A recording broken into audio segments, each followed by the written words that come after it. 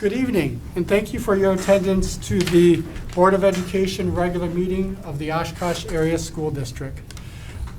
Tonight's meeting will be live streamed on the Oshkosh Media YouTube channel at www.youtube.com/c/Oshkosh Media. So again, thank you for your presence, for being here tonight. Are we in compliance with open meeting law notification? Yes, we are. Thank you. Please call the roll. Szilagyi. Here.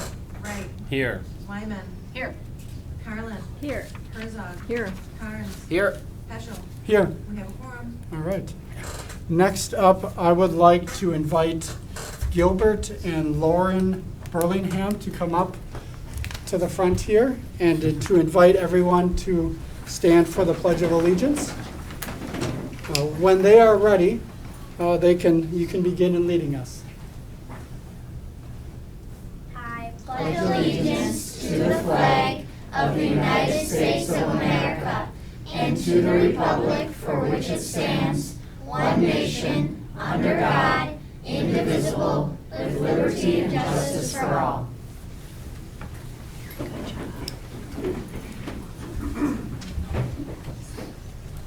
So this is our second consecutive week of meetings where we've had children in the forefront of leading us in the Pledge of Allegiance. And so we are very thankful for your time to come here tonight and to lead us. Your voices were loud and very proud, so thank you for that. And these are yours for your appreciation, our appreciation to you leading us. So thank you.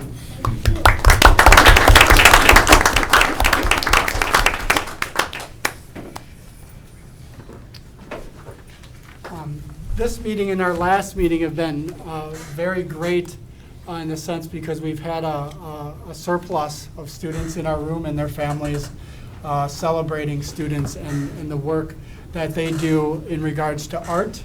It's also an opportunity to show that we have great art teachers who are leading our students in becoming students of art and artists. And so it's been wonderful to watch that. Next up, we have the Art Recognition Awards. We're celebrating what we would refer to as our North Side and East schools tonight. And so what we will do is Dr. Davis and I will come up here and we'll meet a student up here and we'll provide them a certificate as Dr. Brown is reading their name. And then we will get a quick picture with them that we will then send to them as well in recognition of their work as a student of the Oshkosh Area School District. So let's go ahead and get started with that.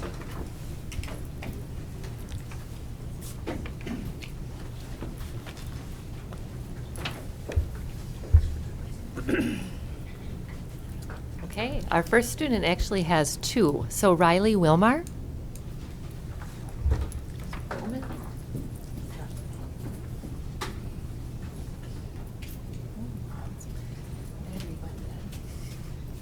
So this is the first one of Riley, and then the second one. So pretty fabulous. Kira Ostrike. Many of our students weren't able to make it tonight, but we just want to make sure that we're recognizing their work and their names. Mia Johnson Frost.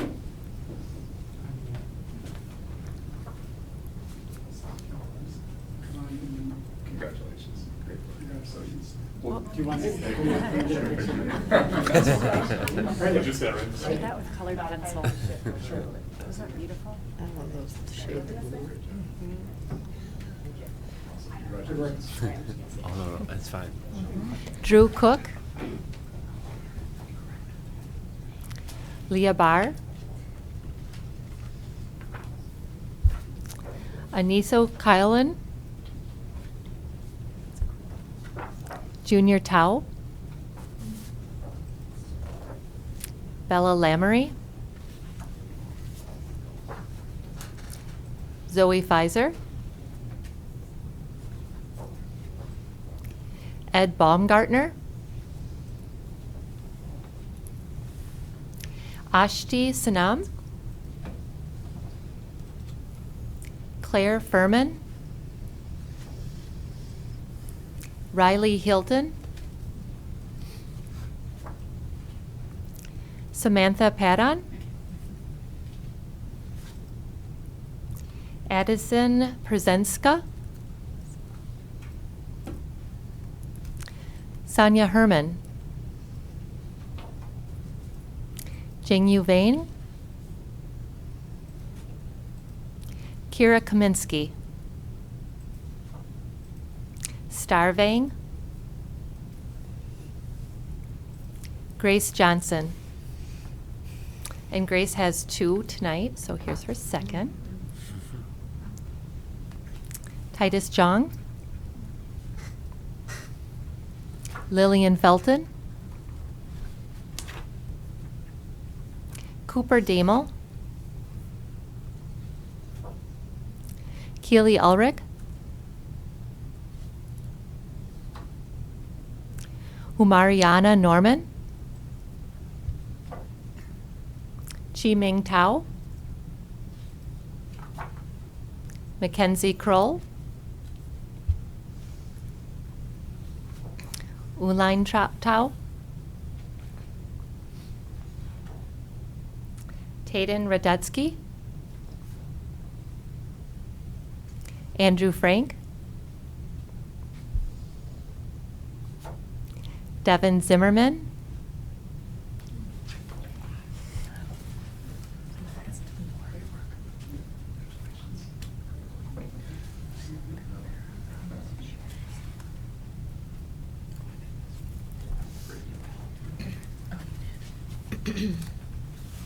Blake Brinkman, and Linus Metzel.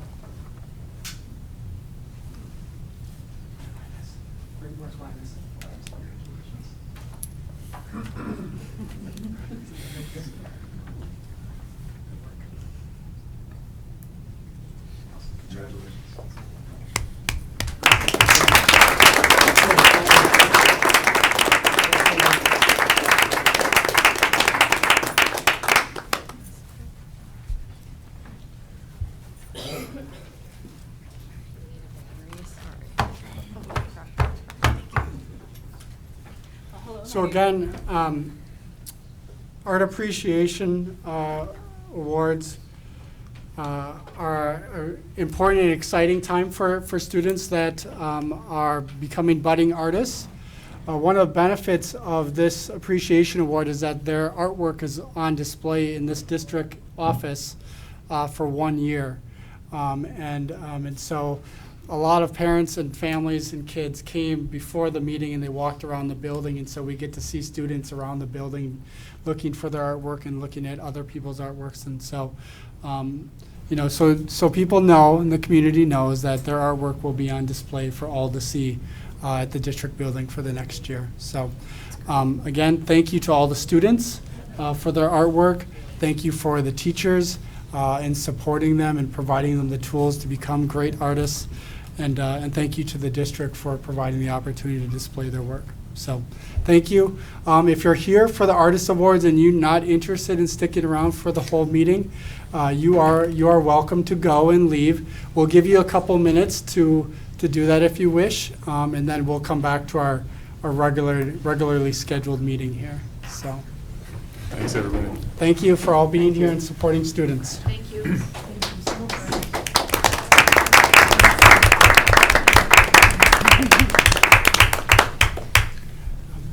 Ms. Wyman, can you Yes. grab the sign-up list off of the board, please? Thank you. All right. All right, so next up, we have the approval of the agenda. I'm just going to wait for Ms. Wyman to come back. So. Thank you. So, so up is the approval of the agenda. I have been, well, first, let's move the approval of the, well, no, No, sorry. getting ahead of myself. Are there items that members of the board would like to have moved around in the agenda or be pulled for individual discussion? I have one. Okay? I would like to pull under the consent resolution agenda, number 3, updates to policy 0152, officers. Okay. That is, under, yes, we'll do that. Another board member had also asked for that one to be pulled as well. I'm also going to ask that we move number 4, being that that resolution is to recognize the work of a student who happens to be here.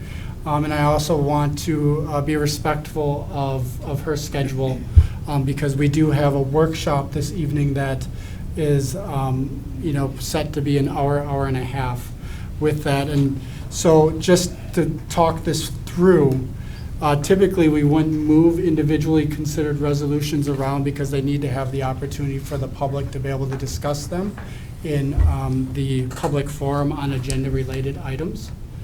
But seeing that we have no one signed up for public agenda and we allow people to sign up until the beginning of the meeting, I would feel comfortable to entertain moving that resolution number 4 to before the agenda-related, the public forum things. So before we do that, before we have any discussion on it, we have to move it so that we can discuss it.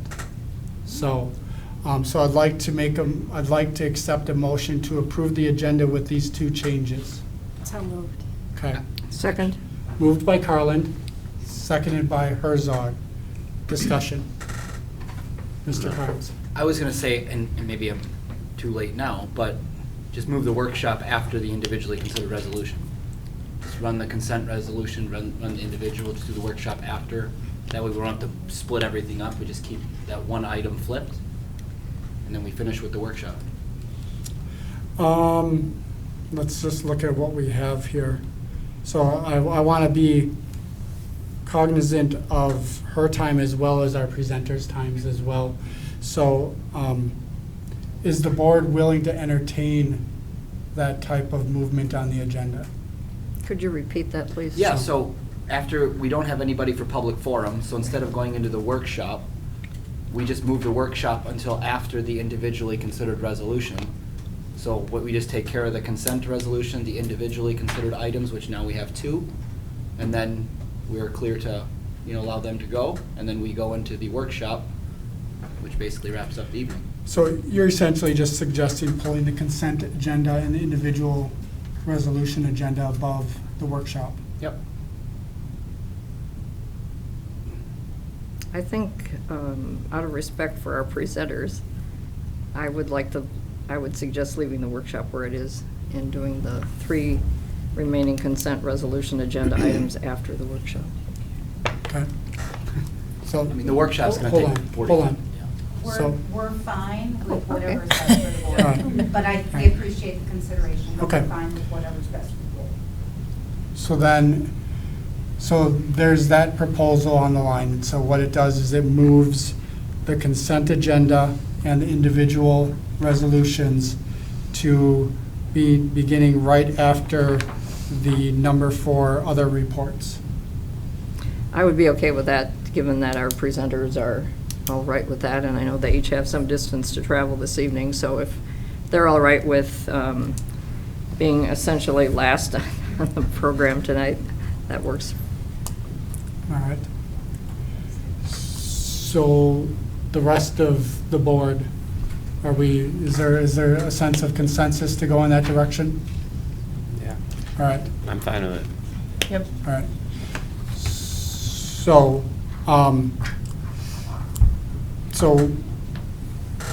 so what, we are going to ask for a roll call vote on the following direction changes in the agenda. Is there any questions related for you, Eileen, sorry, That's right. related to what's being suggested?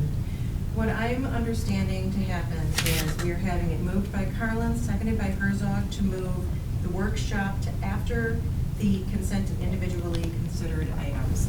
And as far as the individually consented items, we are moving 3 out from the consent into the individually Correct. consented. All right? Does everyone understand that as being the motion on the floor? Yeah. Okay. All right. I just have one Go for it. clarification question. I thought I heard you say that you wanted to move number 4 under individually Sure. considered resolutions above the consent resolution. Is that part of this or not? I'm comfortable with the description that Eileen gave out Okay. because it allows us, we'll move forward through the consent agenda items pretty quickly in this way, and to be able to, and we'll still be able to focus on students first with number 4, that resolution will be first in regards to individually considered. Okay, I just wanted to make sure I was clear on what we were voting on. Yeah. So I think the other thing is that now I think we've kind of made it clear to staff that we want to make sure that we, want timely reports and everything. Not to say that you should shorten what you're providing us, but that we are just looking for some movement there. So just to be consistent and concise. So, any questions? All right, seeing none, please call the roll. Wright. Aye. Carlin. Aye. Herzog. Aye. Carnes. Aye. Peschel. Aye. Solaji. Aye. Wyman. Aye. Motion carries. All right.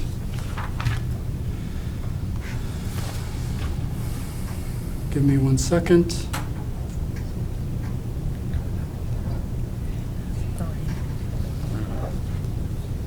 Okay. All right. I have no president's report today, so I'm going to yield my time to our student, providing student representatives more time to do their presentations. So next, we would go on to the superintendent's report. Go ahead. Well, hello. I have the good news report from Oshkosh North for April. So to start out, over spring break, students in Spanish were able to take a trip to Costa Rica. And in Costa Rica, they did some really incredible things, such as horseback riding, kayaking, exploring a private island, zip lining, visiting a volcano, and as well as applying their language skills in a real environment. And it sounded like a very fun trip, and I'm very happy for the people who were able to go to that. Communities One has been working on a fundraiser for From Surviving to Thriving by Driving, which is an organization that offers financial aid for refugee families to pursue driver's education. And part of this fundraiser was the winter formal dance, which took place a few weeks ago, but their total was over $5,000. We're very excited. The music department has been busy the past month, as it typically is, but we had some concerts that I'd like to highlight. So first of all, pictured at the top left, a handful of select students from the North Wind Ensemble were able to participate in the Fox Valley Association Honors Band, which consisted of a day spent on the UW-Oshkosh campus with faculty there, as well as spending time outside of the music department and eating lunch with students and a concert in the evening. We also had our All-City Choral Festival, which featured both high school choirs and all middle school choirs, and each group sang a couple of pieces to showcase what they'd been working on, as well as a piece altogether. The North and West Orchestras last week took a field trip to Appleton and saw Black Violin perform in concert at the Appleton PAC, as well as spending the day in Appleton to do some social events with their orchestra friends. And then in the bottom right, we also have our North Choir's Pops concert, which was last week, and this was our first Pops concert since 2019, which was very exciting, and it was a super high energy concert, lots of dancing, and very fun evening. Communities had their 8th annual chili cook-off, which this year was a fundraiser for the school to be able to purchase a new Sparty mascot, which is pictured on the right. The band program at North is in the process of purchasing new uniforms, which is very exciting. And a couple weekends ago, we had our mattress fundraiser, which raised $7,000, which is very successful. And as part of this fundraiser, some band students, including myself, were able to dress up as mattresses and encourage choirs to come check out the fundraiser, and it was a very fun and successful day. The spring play is well underway. We are doing All's Well in Roswell, Isn't It? Which is a play about aliens, both real aliens and fake aliens, and having to determine which is real and which is fake. And it's a very fun, high-energy play that will be performing the first weekend in May. This weekend was the ending of the forensic season, and our team was very successful this year. They participated in 3 different state tournaments, as well as a tournament every Saturday and virtual tournaments throughout the past few months. They had finalists at state and received a variety of awards throughout the season, both individual and team awards. And we are very proud of all their hard work and everything that they've achieved. It's a great team. Some upcoming events. Next Tuesday, the band has a jazz band concert that will also feature some middle school jazz bands. That weekend is prom. The following week is our Hall of Fame and Academic Awards ceremony in the North Field House. And then after that is our state solo and ensemble event with band, choir, and orchestra students. Thank you.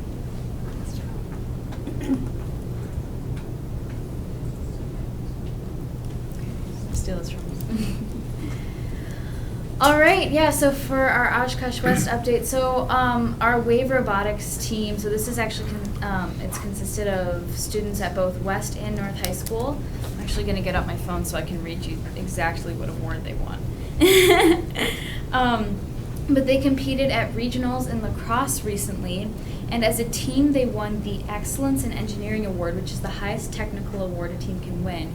And then Hannah Chung, who's a junior at Oshkosh West, won the Dean's Award, which is the highest individual award one can receive. So she'll actually be heading to Houston for nationals next week. So good luck to Hannah, and we're incredibly proud of her and all the hard work from our Wave Robotics team. Welcoming Quill. So Oshkosh West, we now have a therapy dog as a staff member, and we love Quill so much.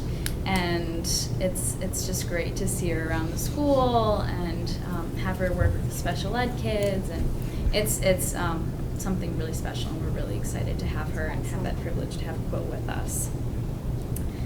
So the Herb Cole Scholarship, it's kind of weird to be presenting my face. Yeah. So Herb Cole, he was a senator from Wisconsin, and so every year there are 100 students selected in Wisconsin to receive a $10,000 scholarship, and I was really lucky to receive this along with 2 amazing young women who are classmates of mine at Oshkosh West. But I think receiving this award, the fact that 3 of us from Oshkosh West and 1 from Oshkosh North, I think Emmy received it, maybe not, I'm not sure.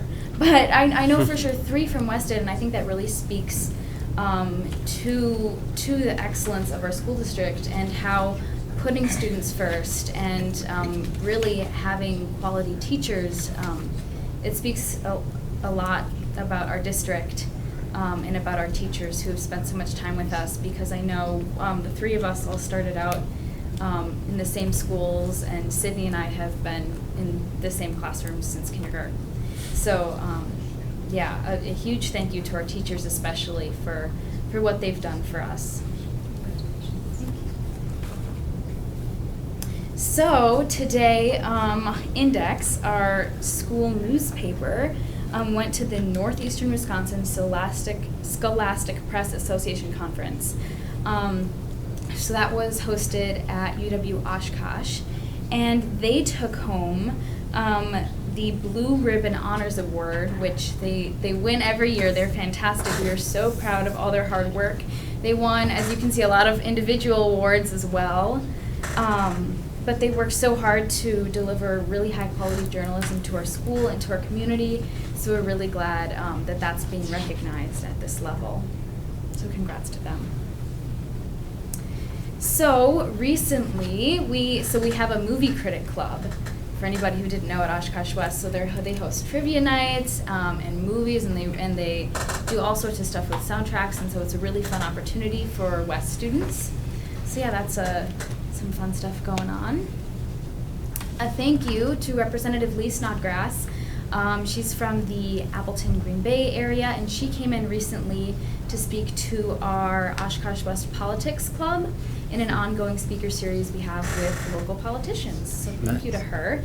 She spoke a lot about why it's important for people of all backgrounds to run for office and of all professions, and yeah, a little bit about what she does and how we can work on bipartisanship and all that kind of stuff. Rotary Coin Drive. So our Rotary Club recently hosted a coin drive for the Oshkosh Humane Society, and so that was a competition between different homerooms, and they raised over $2,600. So I'm sure everybody knows I've presented about the cafe before. We all love the cafe. We all loyally get our coffee from the cafe. But recently there's been a collaboration between the Green Alarm, which is a green team at our school, and the cafe with reusable straws. So then students can buy a reusable straw, and then they get a discount every time they use it at the cafe. So it's good for the environment and for students' pockets. Recently, Oshkosh West had a donation drive for the day-by-day warming shelter.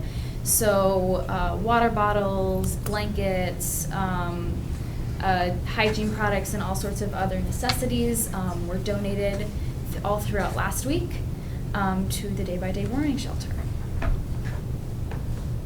And then spring sports have started, which is really exciting.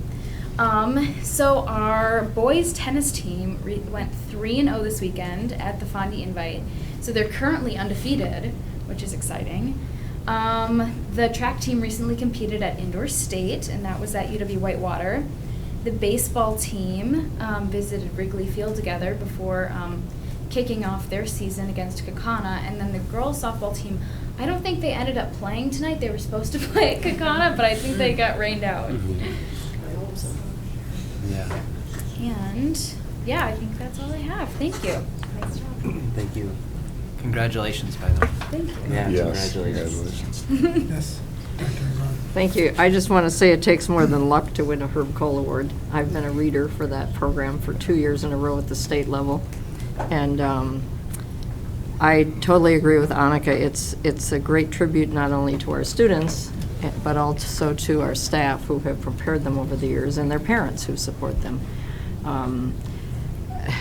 It's so heartwarming to read about these top students in the state, and it's, in my experience as a Cole Award reader on behalf of the Wisconsin Association of School Boards, it's also not very common that you have multiple students from the same district or the same school. So you're receiving this award along with the 2 other West students deserves a round of applause in my estimation.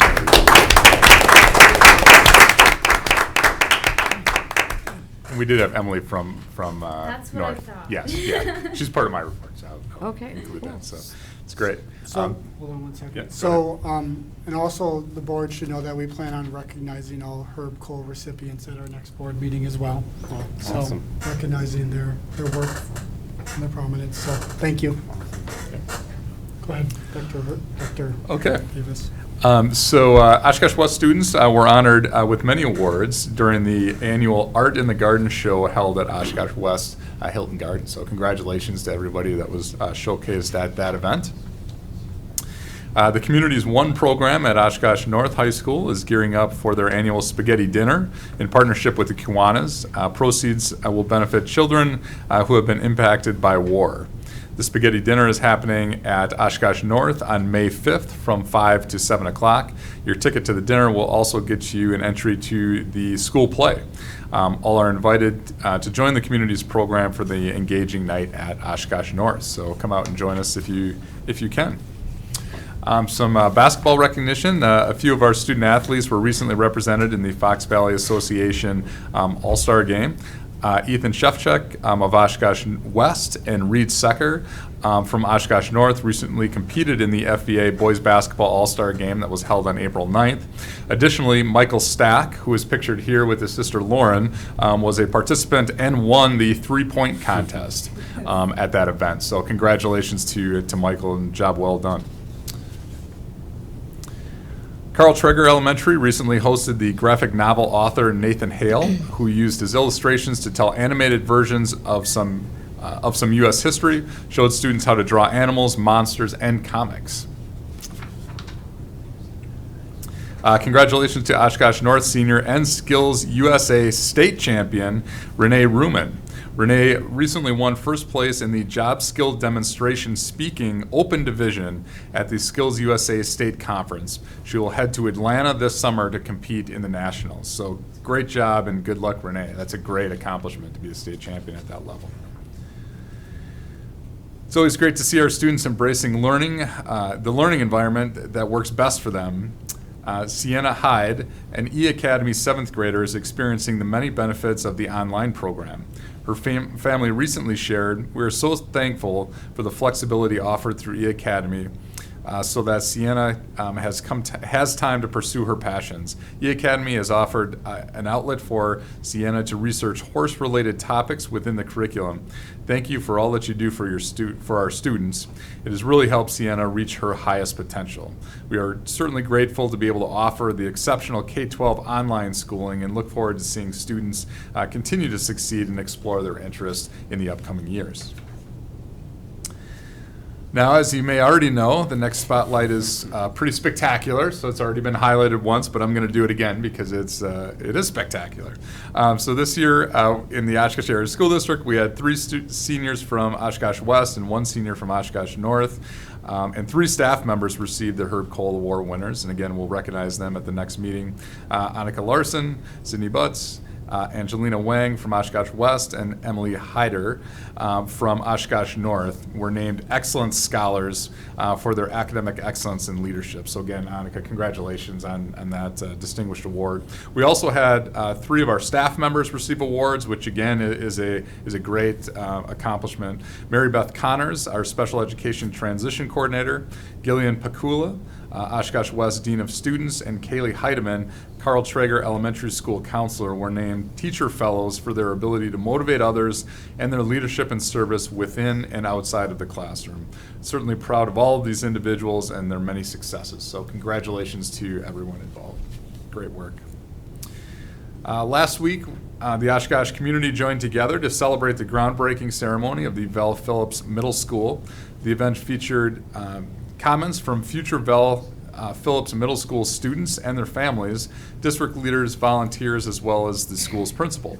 Students, staff, and current and past Board of Education members were there, along with members of the original District Facilities Advisory Committee, and local dignitaries participated in the ceremonial shovel turns. The Merrill and Webster Standing Middle School bands also kicked off the event with some festive music and played the national anthem. You can find event recap, photos, and construction project updates and more on our new Building the Future webpage. So congratulations. Thank you to all involved. It was great to have our students and families participating in that. Here's a list of the events and activities that I've been working through. Again, a lot of community engagement involved, which has been great. I appreciate that. And then also wanted to make a quick announcement, which comes off of some of our previous conversations. Last week, on April 8th, Governor Evers signed Assembly Bill 975, into law, which allowed our undergraduate students at the university to substitute teach if they enroll in an education, if they're enrolled in an education program, are at least 20 years old, and have completed 15 hours of clinical observations. The importance of that is our ability, as we've talked about, to be able to pay our student teachers and get kids experiences and be able to pay them for those experiences. This law allows that to begin to happen, not specifically for student teaching, but to get students in our classrooms. I know I have a junior at UW-Eau Claire right now who can sleep until 10 o'clock. Now she can get to work from 8 to 10 o'clock at school, get a little bit of a classroom experience, make a little bit of money, and gain that experience. So just wanted to thank Ted Neiske, who is the CEO at CISA 6, for his leadership in that process. We also had our Oshkosh West principal, Aaron Cole, who testified on this bill in front of the Assembly Committee. So thank you for everybody for your advocacy, and this is certainly one piece in the right direction for that work. So just wanted to add that for tonight. And that concludes my superintendent's report. Wonderful. Nice. Thank you for that. All right, next up, we will move on to number 3, District Administrator Supplemental Reports. First report up is a COVID-19 update to be led by Mr. Kamerer.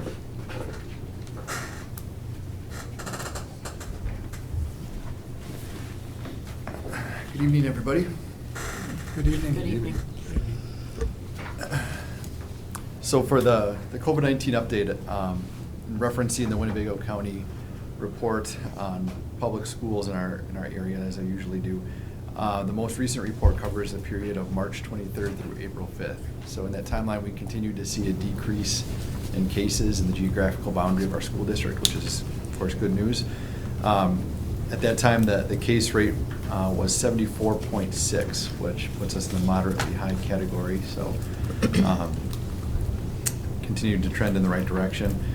In terms of those under the age of 18 in that geographical boundary area, there were 10 positive cases during that 2-week period. Additional news related to COVID-19, our next vaccination clinic that we're doing in conjunction with the Winnebago County Health Department is coming up on Monday, April 25th, and that goes from 4 until 5:30. Anybody in the community is welcome to attend. Whether you need your first dose, second dose, or booster, you can get any of those at the clinic. They also have pediatric doses for children who are in need of that. And then just to reference our district dashboard, again, it's updated every Thursday. The last time it was updated was this past Thursday, April 8th. And at that time, we had 9 positive cases in our district. 5 of those were students, 4 staff. And that brings our cumulative total on the year to 2,641 total cases. Any questions? I have one question. Sure. And we've begun to hear about an increase of cases, mainly in larger urban areas, in regards to a new variant and such like that. Is that anything that we are seeing on the rise in our area? So in previewing the report that's going to come out from the health department tomorrow, it does look like there's a slight increase in our case rate. Nothing like we saw earlier in the year, but it's just something to keep an eye on. Okay. All right. Thank you. Thanks, Matt. All right. Next is we have a budget variance and ESSER funds update to be led by Mr. Nehans.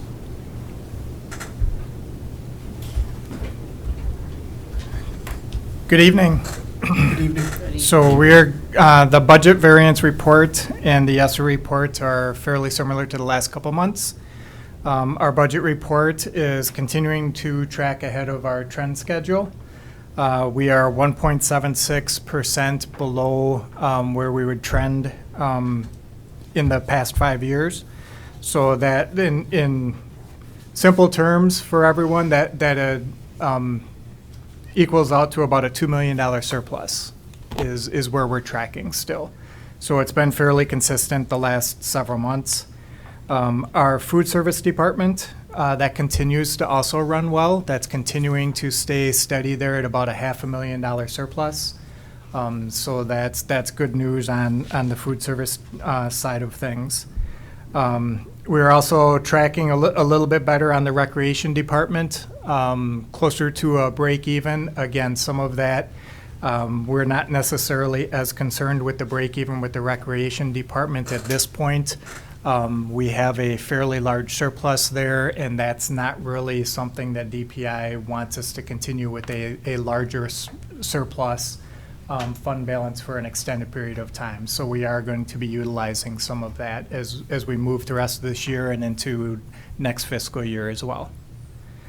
The ESSER fund report, we did make a little bit of a change to that. At this point in the year, we are no longer reporting out what an encumbrance amount would be, and an encumbrance amount is just potential purchases that haven't truly been completed and then claimed out. So we cleaned the report up at this point in the fiscal year to really just show what our claimed dollars are. We will continue with this process for the rest of this fiscal year for the ESSER 2.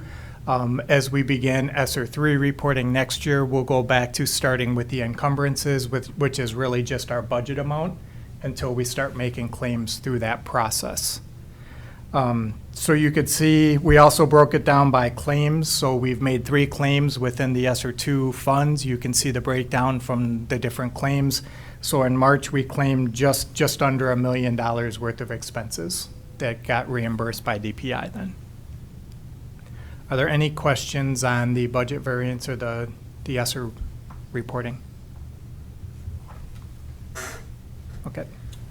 Thank you very much. There's I one guess I have question. one. I'm looking at M, and it says the district has through September of 2023 to use the ESSER funds, but our plans to use them for this fiscal year. I just wanted to make sure that means like use up all that we have available to us, right? Yeah, 2023, that's for the ESSER ESSER 2. 2, yeah. And we will utilize all of the 5.9 million this year. All right, perfect. Thank you. Yes. No other questions? All right. Thank you, Mr. Thank you. Nance. Thank you. And our final supplemental report of the evening is a referendum update to be led by Mr. Fox and his guest. Sorry, I don't have your name right in front of me. If you wish to come up, you can. That's okay. Good evening. Joining me tonight and every month hereafter is Nate Considine, lead architect for Brady Architects. He was lead designer for Bill Phillips School.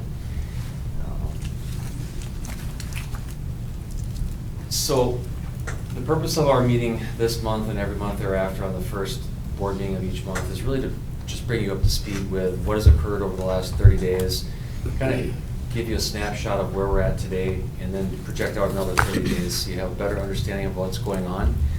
You have an opportunity to ask the architect or myself any questions that you may be seeing or others in the community may be asking of you, what's happening at that site, so that we can keep everybody informed as we move forward.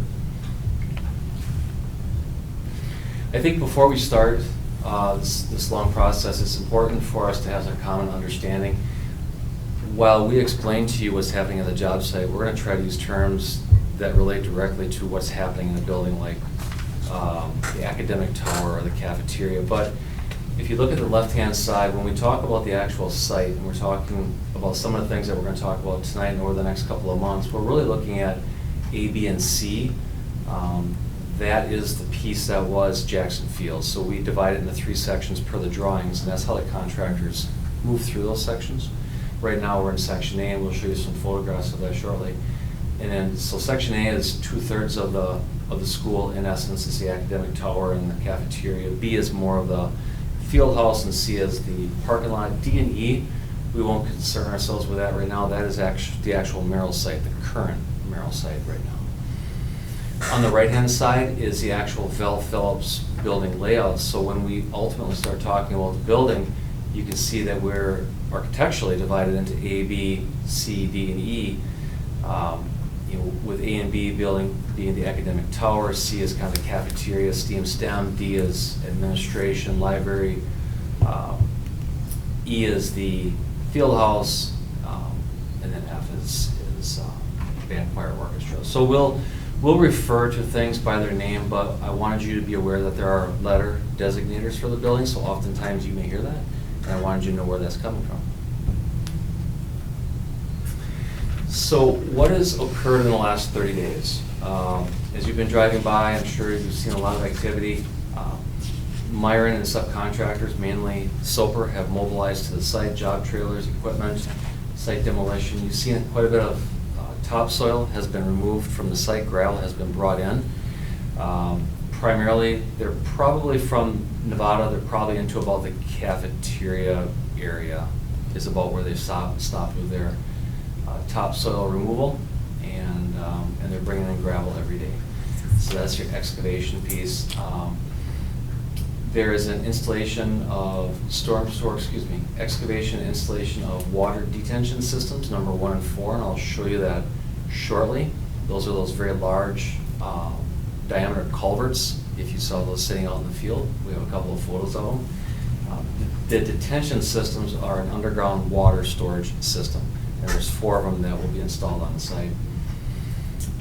Following the installation of detention systems is a team from Soper, and they're installing storm sewer and catch basins. That's the network of pipes and the inlets that direct the storm water into these underground detention systems. Water and sanitary piping tie-in just occurred last week and early part of this week. If you're driving down Jackson, you probably saw large holes in the street and you were routed to one half of the street. They were cutting that street open to tie in the domestic water and storm sewer tie-ins for Belleville homes. And then last week began the foundation work. So that's going to comprise footings and it's going to be the foundation wall. So they started, and we'll show you a picture coming up, but where they've really started the footings and foundation are between the field house and the cafeteria. There's a connector, and that's that full glass connector where our secure vestibule lives. And that's where that starts. They're moving west from there. Now they've turned north and are heading toward Nevada. So as they progress around the building in a clockwise manner, we'll keep updating you as to where they are. But they're working on the footings and foundation walls. And once they get far enough, several weeks out, then the masonry teams will start building walls. And you'll start to see those walls start to rise. I have a question. Yes. Excuse me, on your last, sorry, on your last item, what's on your screen is not the same as what we have on our screens? I made an error, and I apologize for that. Oh, I thought you were just trying to see if we paid attention. You did an excellent job. I think I had area B. You did. Actually, A and B, yes, I made an error. A and B do cover all of the school. However, the footings actually began just on the south side of area B, not the north side of Okay, thank you. South side of A, not the north side. So thank you for catching that. I do read your reports.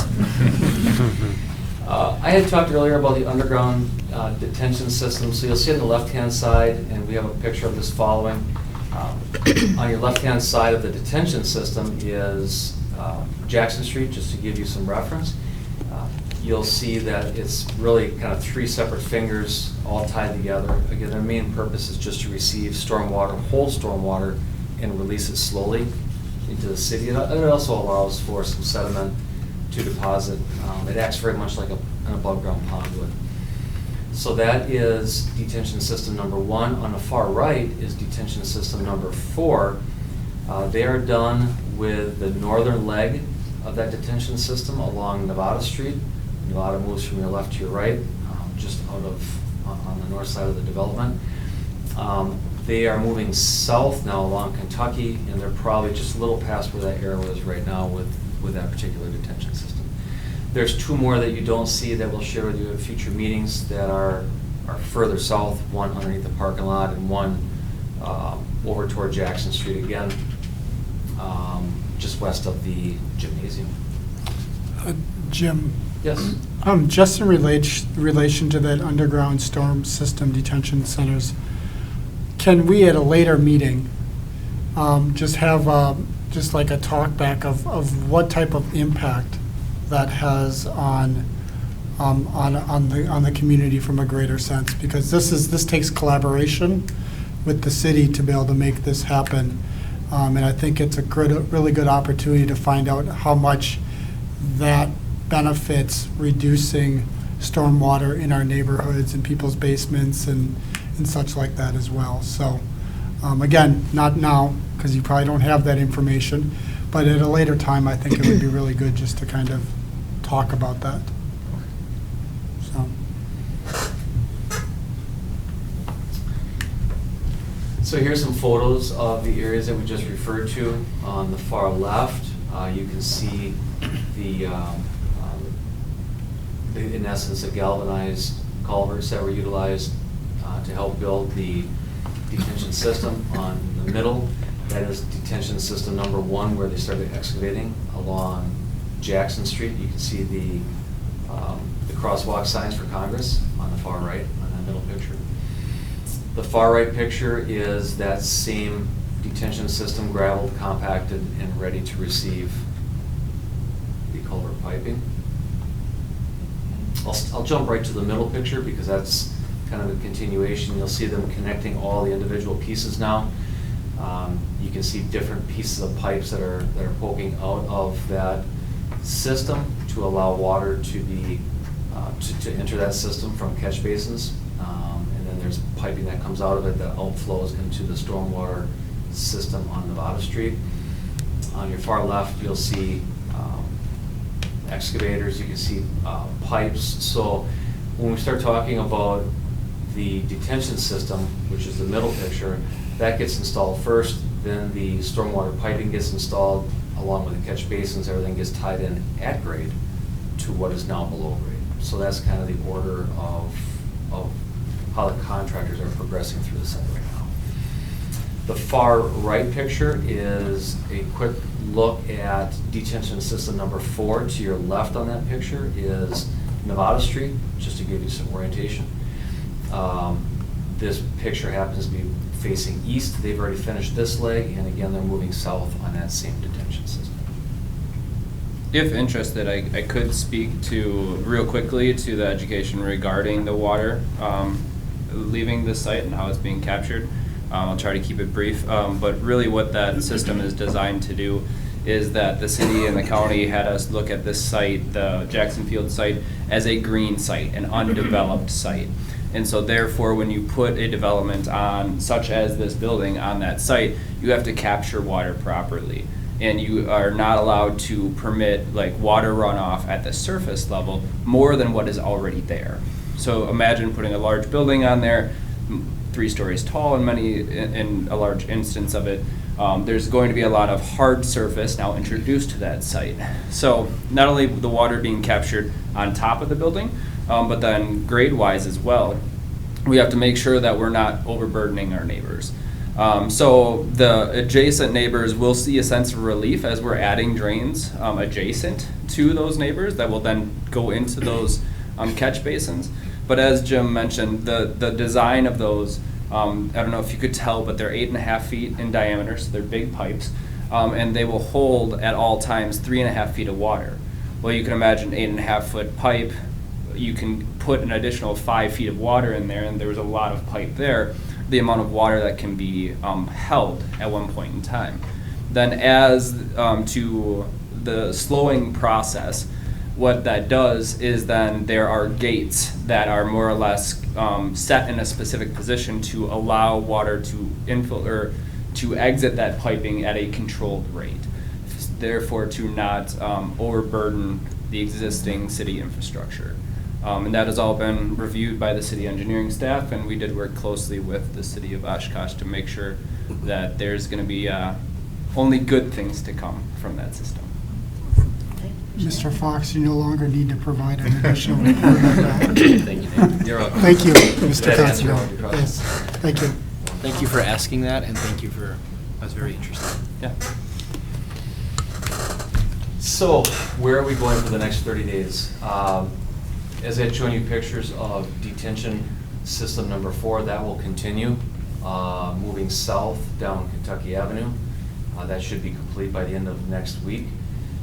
Continuation of stormwater and catch basins as we had shown pictures of, they will follow the installation of that detention system. Additional concrete footings and excavations will continue as well. Building area C, Barb, I may have had that wrong in your notes as well, I'm not sure. No, it's But correct. they're in building section C, Oh, which no, you're right right. now is, again, they're by the boiler room, back kitchen area, kind of moving towards steam stem and moving toward the academic tower, which is Nevada Street. And that is the installation of concrete foundation walls as well. They will continue to remove topsoil at a much reduced rate. I'd say much of the topsoil that's been removed to date is probably about as far as they will go over the coming weeks. There will be a little bit of topsoil removal, but up into the cafeteria, they're more or less doing more importing of gravel at this point than topsoil removal. So any questions? Well, one more, sorry. This is just a quick graphic of what I explained. On the far right is where they started pouring foundation walls. That is your connecting corridor, which is right at your secure entrance by the new office. They moved west. That is complete now. They've turned north. So they've turned this corner and they're heading toward Nevada Street right now with the foundation walls and the footings, which will be your exterior wall for building section C. Any questions on the project and where it is today? At one point, we were talking about a time-lapse camera that would record the project. Is that happening? We do not have a time-lapse camera. We could consider that, we could look at that. We don't have any, I'd have to take a look at what we could do, talk to technology to see. Myron does not have any tech on site right now to allow that. They have cameras for security on site. Yeah. Myron does, but not tech as far as I think we recording. had talked about that at some point. We'll look into it. Thank you. I like that. Some nice drone footage or something. Mhm. So, okay. Any other questions for the gentleman? Nope. No. Thank you. Thank for you. the- For the wonderful presentation. We will eagerly look forward to the next one.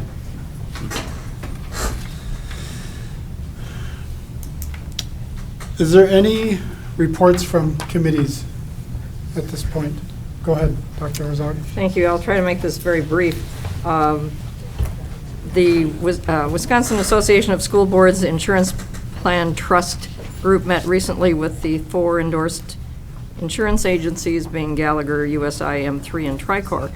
And the purpose was to individually meet with these representatives and to discuss what are the pressing issues that districts and superintendents are facing based on these 4 groups.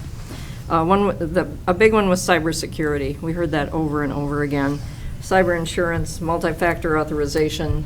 They assured us that multi-factor authorization should be in place in all districts by July 1st. And they also foresee doing multi-factor authorization not just with staff but with students, although they were questioned about how a 5-year-old might handle that.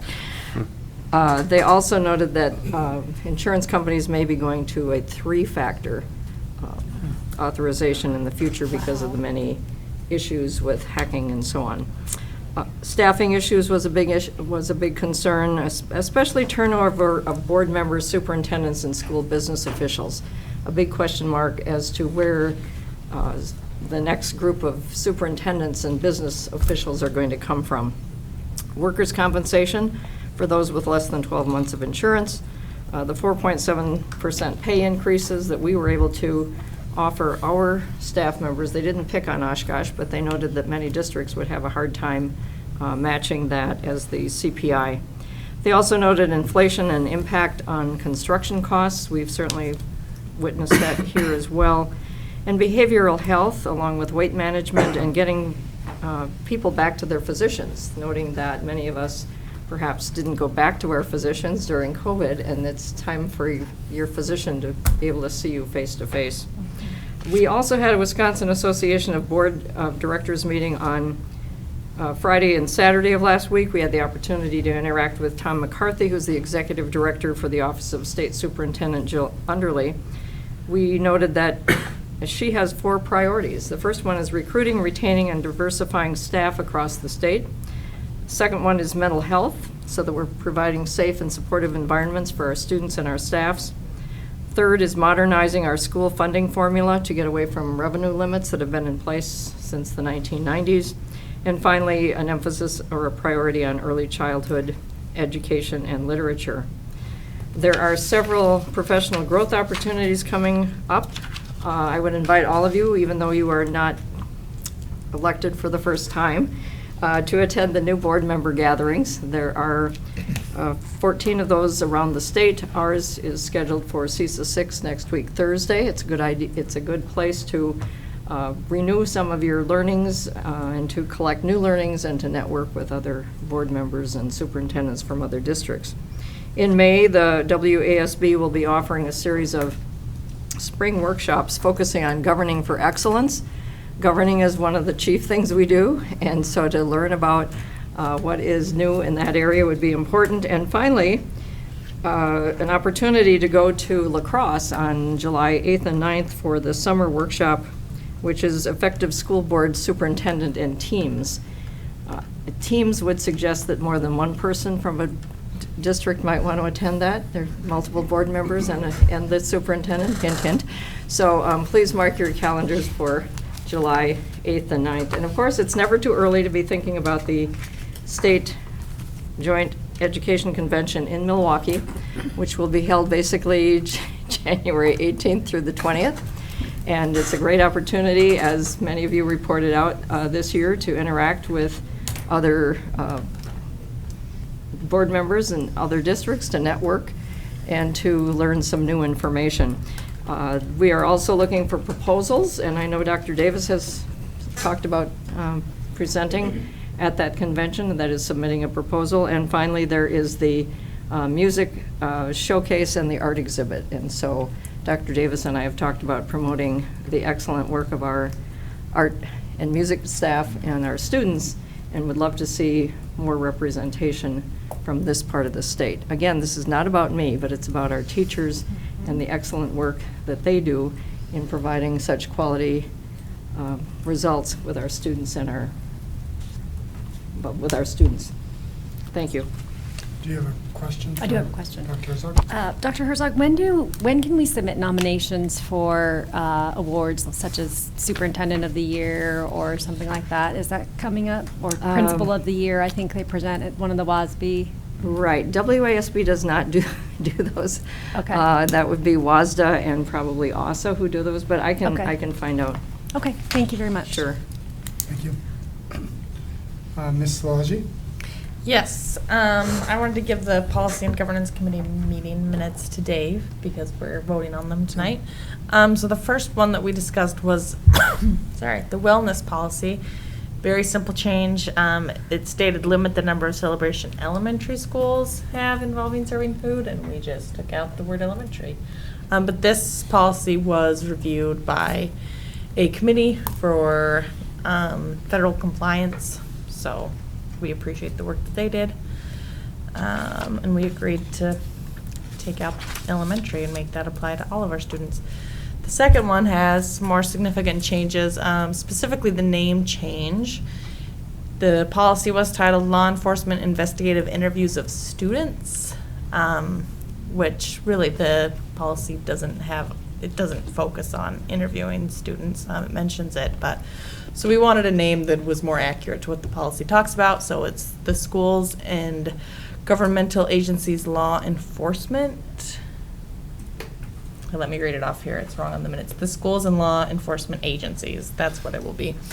And the change that was added here was just to recognize that we also contract with the Winnebago County Sheriff's Department, that we have multiple agencies that we contract with. The other two, the policy about officers we'll be discussing later in the individually considered items. So I'll save my report, I guess, until then, when we can discuss it. And then the final one, and this is not one that we would vote on because it's an administrative guideline, but we were given an update that the administrative guideline about Wisconsin educator licensing, there was language added there just to ensure that all of our teachers have had a student teaching experience. So that's not something we'd vote on, but we were given an updated policy, and I just wanted to share that with the board. So that's the policy committee meeting. Wonderful, thank you. All right, before we move into the consent agenda and the individual resolutions, I just want to note that we are going to forego public forum for non-agenda related public forum as well as agenda related public forum. The reason being is that no one signed up to provide us any comments this evening. So moving on, we will begin with the consent agenda. Before I have any seconds or moves on that, I would like to just note that the consent agenda, the board has been furnished the background material on each of these items, and they've been discussed or have been discussed in a previous meeting. These items will be acted upon with one vote without discussion. And I would entertain a motion to approve. So moved. I have a point of order. Yes. You had indicated at the last Yeah. meeting that you would be sharing information during your president's report on retirees, and that didn't happen. And so if we proceed with the consent resolution, we would not be able to recognize these longstanding board members. So I would like the ability to pull Resolution 1B, since that was not addressed earlier in the meeting. May I offer a possible solution? Sure. So my solution would be to approve it within the consent agenda, but then to come back to announcements and recognize them in announcements. Okay. And I would allow you to provide that recognition.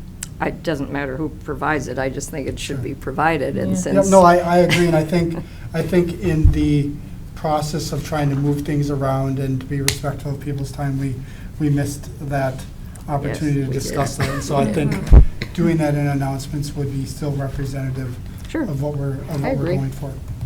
So, It reaches the same conclusion. correct. So, Very right, good. so I believe it was moved by Salaji. Second. Seconded by Carnes. Please call the roll. Wyman. Aye. Carlin. Aye. Herzog. Aye. Carnes. Aye. Peschel. Aye. Salaji. Aye. Wright. Aye. Motion carries. All right.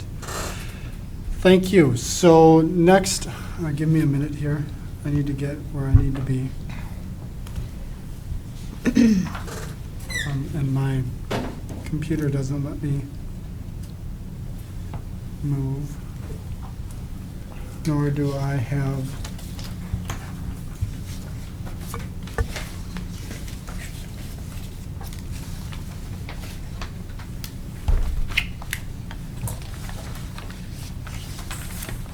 All right, sorry about that. All right, so we're going to move forward with individually considered resolution number 4.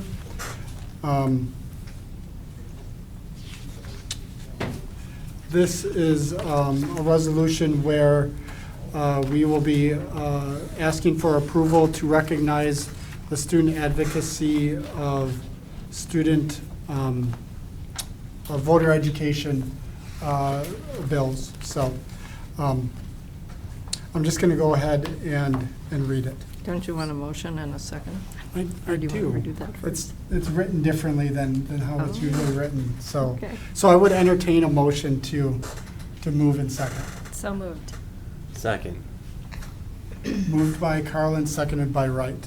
So I guess I would like to, just a chance to kind of be able to entertain the reading of this resolution, because it does put the efforts of students first, and it also takes their efforts and provides us guidance into ways that we can be advocates as well. And so I just want to read that quick, and then entertain any discussions. Before we discuss it, I'd like to provide Ms. Annika Larson the ability to expand upon her experience with this as well. So, whereas the Oshkosh Area School District Board of Education would like to recognize the advocacy of Annika Larson and Simone LaBoule Steffens related to Assembly Bill 460 and Senate Bill 459. Whereas the Assembly Bill 460 and Senate Bill 459 would require students to have 1 hour of voter education each year as part of the social studies curriculum in grades kindergarten through 12th grade. This would help students learn about the importance of civic engagement, especially in homes where voting has not been modeled. History shows that students who grew up in households where parents and adults vote tend to vote themselves. This bill would designate that students at the elementary level would receive the information about the electoral process and the importance of voting, experience mock elections, and learn about voter eligibility. Students at the middle school level would learn about the requirements and procedures of absentee and in-person voting, as well as how to locate reliable information on candidates and issues.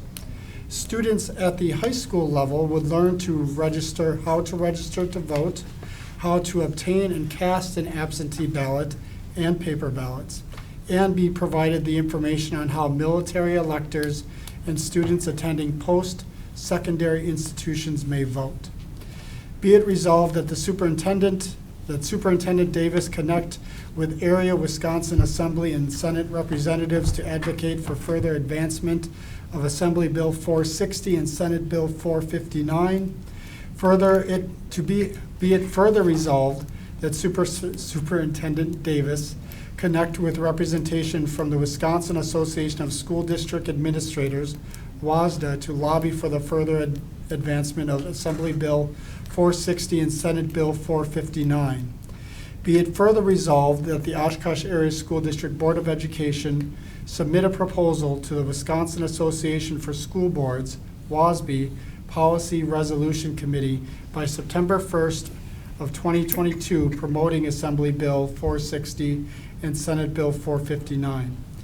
Be it further resolved that the Oshkosh Area School District Board of Education representative to Wisconsin Association of School Board, WASB, Delegate Assembly in January 2023 will advocate for Assembly Bill 460 and Senate Bill 459 or future comparable legislation as filed with the Secretary to the Board of Education. So moved. Second. All right. Second. Moved by Herzog, seconded by Carlin. Discussion. First, Ms. Larson. Yeah, so this was kind of a passion project that my friend Simone and I started working on the summer after our sophomore year, because the election was coming up and we couldn't vote, and a lot of 18-year-olds that we knew weren't going to vote or didn't know how to vote, or like especially when they went to the polls didn't know what was on their local, like what local elections were at stake, and like what the referendum meant, and like how local elections especially were affecting their lives, because a lot of people do show up to vote for the presidential elections, but then you have turnout 2%, 3%, 4% if we're lucky among youth for local elections. And so we saw that as like how can that be fixed? What's a solution that's gonna mean something for our whole state, rather than maybe even just like an impact that we can make within Oshkosh. And so we did a lot of research into it, like who votes and why do people vote? And like the resolution kind of read, kids who grow up in homes where their parents take them to the polls and their parents vote and they're allowed to vote, tend to vote, because that's just how they've grown up. And those are typically, they're not children of immigrants, they're not children typically of like people who are not as affluent, and all that kind of stuff. So we see a wealth gap and an age gap and all these, we just don't see our young people, especially our young people who don't see themselves represented in government, engaging at the polls. So we said, well, what can we do? We can emulate that in the classroom the best we can. So we were able to work with some local politicians and some state representatives and come up with Assembly Bill 460, and then it was also kind of co-introduced in the Senate. But yeah, our long-term goal really is to just see Wisconsin students at the polls and see young people voting, because it affects their lives so much. And I think oftentimes that goes unrealized by a lot of young people. So yeah, that's kind of our prerogative and our story. Yeah, thank you so much for considering this resolution. Thank you for providing us the opportunity to make that happen, that recognition to happen. So, is there any, so I just want to give you kind of the impetus to this, is that your presentation to the Education Committee, I believe in February of this last year, was reported back to us in one of our committee reports. I would say I was inspired to make sure that that there was that you were recognized and your partner were recognized for the work that you were doing, because it's absolutely right. I mean, I can think back to when I was your age, a long time ago, and I was engaged because I had some teachers that engaged me. I wasn't engaged because students were trying to engage me to go out and learn how to vote and use that constitutional right that I'm afforded. And I just feel that this is just such a great avenue that it needed to be recognized. So thank you for putting in the hard work and creating a great educational experience for yourself, as well as future leaders of the Oshkosh community and in our world. So thank you for that. Is there any greater discussion? I was moved as well at the Education Committee when you both had showed up and presented that. And it was, and I had brought the paperwork from my son, who's in 4th grade, who, you guys were out there talking to them, and he got to experience that. And it was really fun. And elections matter, and they have consequences. And 1 hour a year of teaching our students what this is, I mean, it pays for itself very fast. And I left Dr. Davis's email afterwards, trying to connect you with some other people. I left in my inbox from that day because I didn't want to put it in a folder and just forget about it. Because I was thinking there's got to be something more we can do to try to connect, because it's very important. And when I heard that, Mr. Peschel, you wanted to, bring this out here and really give the focus of this and put our muscle behind it, if we can't, to move it. I finally moved it out of the inbox because I knew we were doing something with it, and I knew that this was a very good path for us to push. And we say students first, and your presentation was amazing, and it's something that is small but very important. Yeah. We're not asking for more. It's 1 hour a year, right? And so I'm very moved. I'm very happy, and I'm glad that we can do what we can to push it along. So I just want to say thank you. Thank you for doing that and for caring about our state, because it's not just this community. We're all connected, and this can help a lot of people. So thank you. Thank you. Any other comments? I just think these students deserve a lot of credit. We don't see a lot of impetus necessarily among adults for this. I've been a poll worker for about a dozen years, and I can tell you that people often come to the polls, not everyone, but there are voters who come to the polls, they don't know what's on the ballot, they don't know that there's a referendum question, they don't know what the referendum question means. In the April election, where I was working as a poll worker earlier this month, there was a woman who looked very distressed. I went over to her. She had her ballot. I said, can I help you? And she said, I won't name the political party, but she wanted to know who the candidates were from a specific political party. And I explained that this was a nonpartisan election, so they don't list political parties. And she was very distressed by that because she really wanted to vote for those who were of a certain party. And I think things have changed so much in terms of media that there are many people who don't know where to go for information. In the old days, so to speak, they would go to their local newspaper and there would be a lot of information. And to the credit of our Oshkosh Herald and our Oshkosh Northwestern, they did report quite a bit out, but not everybody looks at those.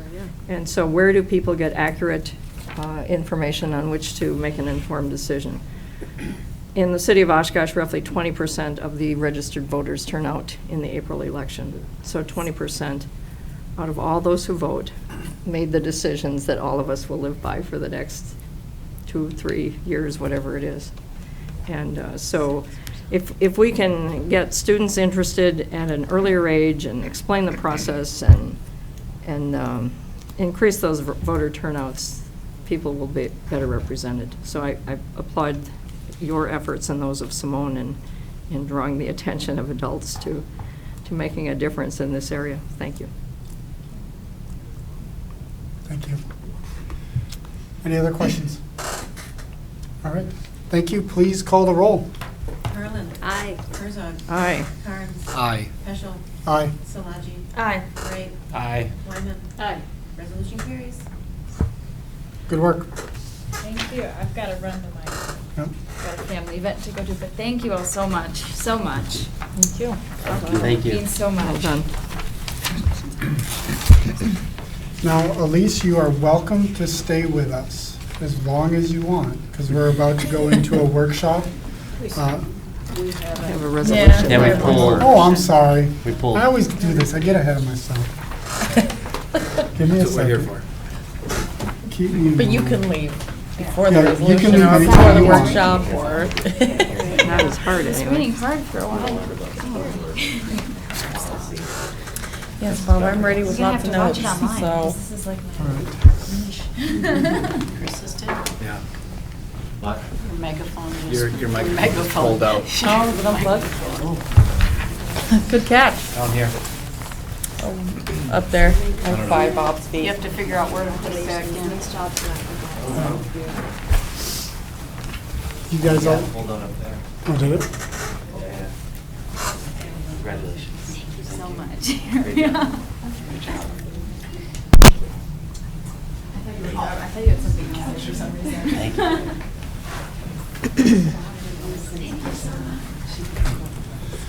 All right. So next up, we have resolution number 3. It reads, "Be it resolved that the Oshkosh Area School District Board of Education approved updates to policy 0152, officers, as filed with the secretary to the Board of Education." Looking for a motion and a second. So moved. Second? Moved by Carlin, I think seconded by Szilagyi. I think it was Szilagyi. All right. So we are open for discussion. I'm going to lead discussion. I guess I would like a representative of the Policy and Governance Committee to lead Yes. first discussion. I have good notes, but like I said, I withheld from my committee review because I knew we'd discuss it here. So I believe it was several months ago that a policy member asked that we look at our officers policy. Specifically, there's 2 things being added. So they wanted to discuss that here in Oshkosh, it's been precedent that a board president does not serve more than 3 consecutive one-year terms. So the request was to add that language. We often at policy committees talk about how there's things we do that aren't actually written down as things we have to follow. And this is one that we felt like, because that has been the case here in Oshkosh for many, many years, that it would be good to actually put it down in writing so that it could continue this way going forward. The second piece that was brought to us, so every week in our folders, I think every week, at least once a month, we have these board and administrator publications that give us advice on how to govern. And it was actually just, I believe, last month that there was a section that talked about officers.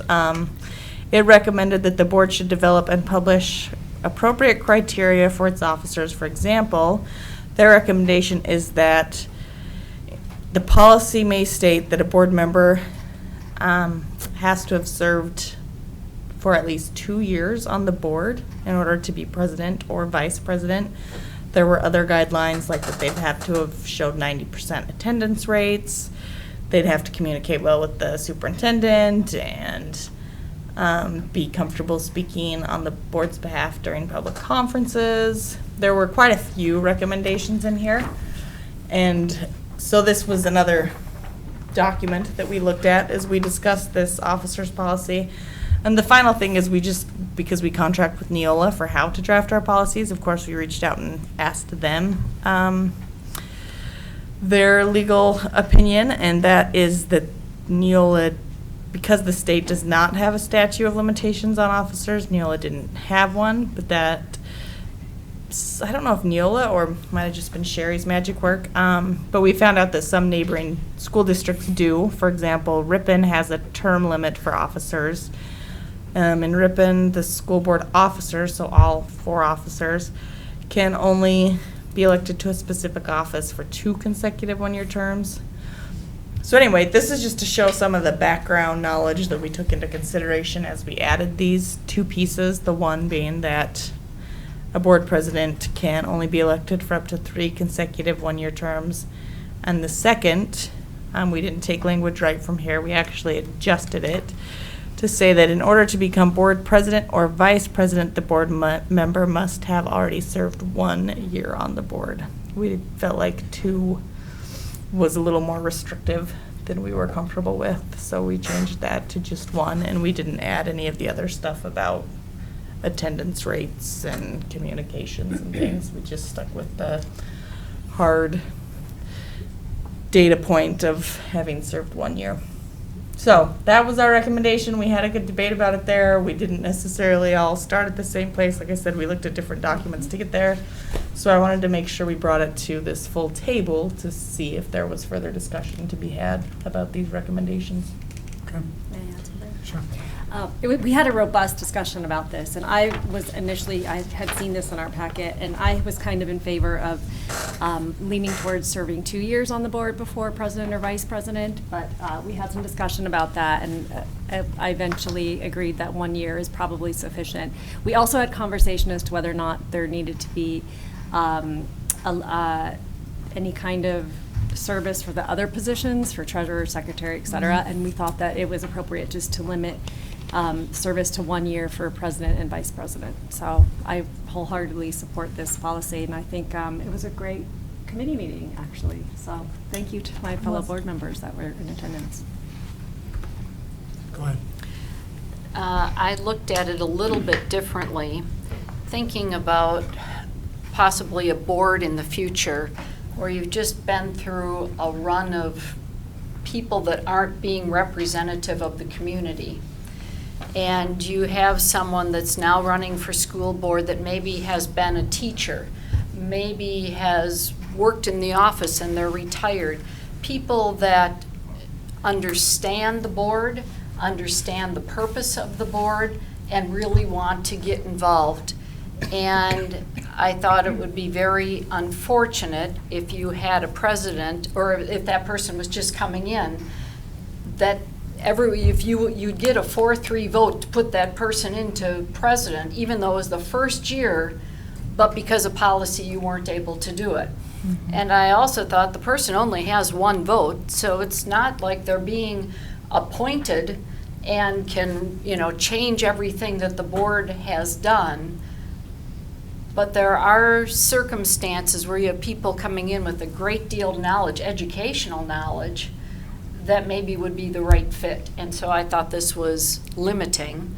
And I also thought the vote would take care of any situations that may have, because it has to be a 4-3 vote.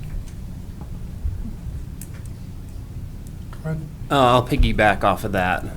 The community elects board members for a reason. And the community should have faith that those board members can pick who they think should serve in the roles on the board. I think that basically you're saying we don't necessarily respect the representatives that the community members put in place by enacting this policy.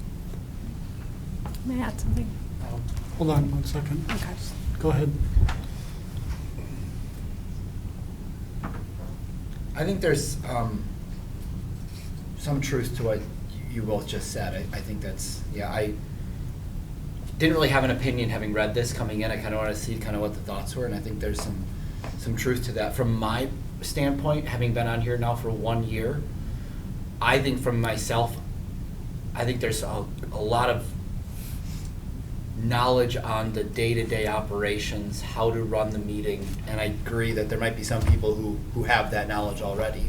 For myself, I think there's no way I could have stepped into that and known, what the process looked like, because there's so much little things that happen that I wouldn't have known. So from that standpoint, I'm okay with it, because I think that's the case, but I can completely appreciate what the two of you are saying of that, because I think there's some validity to that as well. So. And I forgot to add that one of the key discussions we had when we were debating this is the effect that it would have on the superintendent if you had a new president or vice president who didn't understand parliamentary procedure, who didn't understand the weekly planning meetings. I mean, there's a lot of work that goes behind being president and vice president, including agenda setting, and there is a learning curve to being on the board. And I think your first year is very much a learning curve where you're getting to understand the policies and the way that the school board works.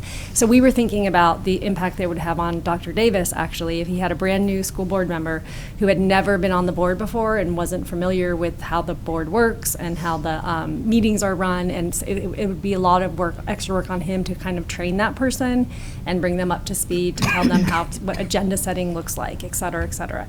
So we really looked at it from an administrative perspective and how we can best serve the superintendent. So. Can you chime in on that then? And just, do you have any opinions on this? No. No, it's really a decision from the board. I mean, there's a lot of different ways to do it. Different communities and different boards, come up with it. I don't think there's one right way. I think, there certainly is validity in everybody's argument, and I'll respect the decision of the board, and we'll move forward. Or does do policy. Good answer. Go ahead, Dr. Yeah, Herzog. I think actually Mrs. Salaji's hand was up earlier But than mine. she's had the opportunity to speak Yeah, already, we so haven't heard from you providing yet. you that opportunity. All right, well, thank you. I was the one probably who promoted the notion of 3 consecutive one-year terms with the idea that a person could be off then for a year and come back. Talking with former board members who have sat at these or similar tables, my understanding is that going back to the late 1980s, not 1880s, 1980s, no person had served more than 3 consecutive one-year terms as president. And one of the reasons that, from a personal perspective, I chose not to seek the presidency last year was because I was aware of that precedent. And I believe in precedent, and I believe in following past practice. And so I chose not to do that. I felt that this year was a prime time to introduce this because it didn't impact anyone currently on the board, and it wasn't impacted by the results of the election of last week. I also believe that anyone who wants to be an officer should have that opportunity. And at the Board of Control meeting last night, there was a board member who noted that for the first time in 15 years, that particular district will have a new board president. So,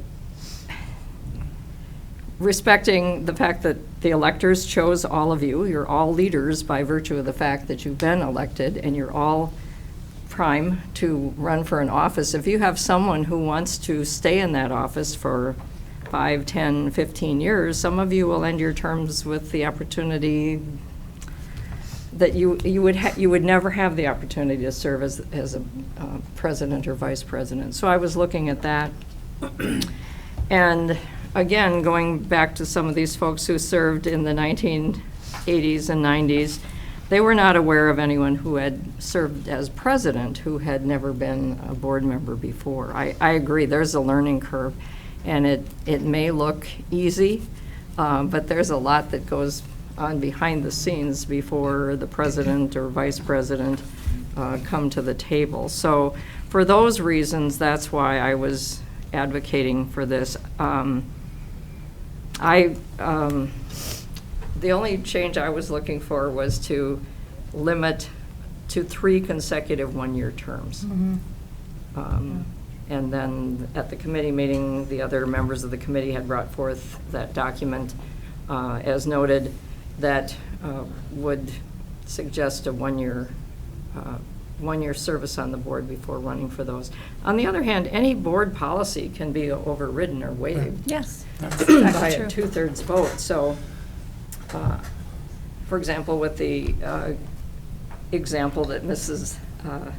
Wyman provided, the board, if this were adopted, a future board could decide to waive this policy. That's true. And say that, this person is the one we need at this time for these reasons, and even though they haven't served a year on the board, this person is the one we want. So a policy could be changed. But any policy adoption or revision at this time under board policy requires a 2/3 vote, which is 5 votes. Well, that seems kind of fair. I mean, if you're gonna, if you're bringing in that high-quality candidate who should be there, you would need 5 votes to do it. It's still possible. I mean, it's still possible. So, Dr. Herzog, you took the words out of my mouth, so that's Didn't mean to okay. do that. Sorry. You did a great job. So, and that's kind of the way I look at it, is that every board has its flexibility to make those changes as they need it. It's understanding Robert's Rules of Order and understanding what the policies are in order to be able to make those steps forward. So what I do like about this is that it creates structure to understanding what leadership is within the board in regards to in the president and vice president position. And it provides that opportunity for there to be growth within the board who's already put in their time as well. So, but again, Robert's Rules of Orders gives us the power to, waive those rules. And so that's always there. And we all now know that because we're talking about it, right? So, and I agree with the idea of a term limit in regards to someone being in the role of president, that they should only have the ability to be 3 years as president, and then if they still want to continue to be on, obviously there's that level of involvement that they may want. They have other opportunities to be leaders in the board, whether it's in the other leadership positions or just in their role as a school board member as well. So, so I'm inclined to go forward with this as well, because I believe it brings a little bit more structure to the expectation of leadership, with acknowledging that we do have the flexibility to acknowledge the makeup of our board if it changes and we feel that there is that vibrant leadership possibilities within the board. So, Can I ask? yes, you may. I have a question. So what happens if you have a new board member who used to be on the board, took a year off, now is back on it? Where would that qualify? They've been on the board before, so they could run for that position? Yeah. They would just need to Because have, they have served 1 year on the board. okay, it doesn't have to be Doesn't continuous. have to- It's Yeah, we don't have anything in there about consecutive. Okay. So, any further questions? Yeah. Oh, I don't have Oh, another sorry. question. Go ahead. I just, after Ms. Wyman spoke, I wanted to say that I also really agree with that to an extent that and now it's been a while, I can't remember her exact wording, but I do understand the view of being hesitant for this. Ms. Carlin pointed out part of the discussion that we had at the policy committee that kind of brought me on board, and it was about the superintendent piece, and that is the opening line here in this document, is it talks about the importance of a strong relationship with the superintendent. And for me, it wasn't so much with the superintendent that maybe has already been serving in the district, but if there was a new superintendent and a new school board president. For me, it was the combination of the two. I believe Dr. Davis could handle a new school board president who hasn't served yet. But if the city ever found itself in a place where there was a lot of new leadership at this table, that was what kind of pushed me over into seeing the validity of requiring 1 year of service on the board. So I just kind of wanted to share that for me, that was the deciding factor.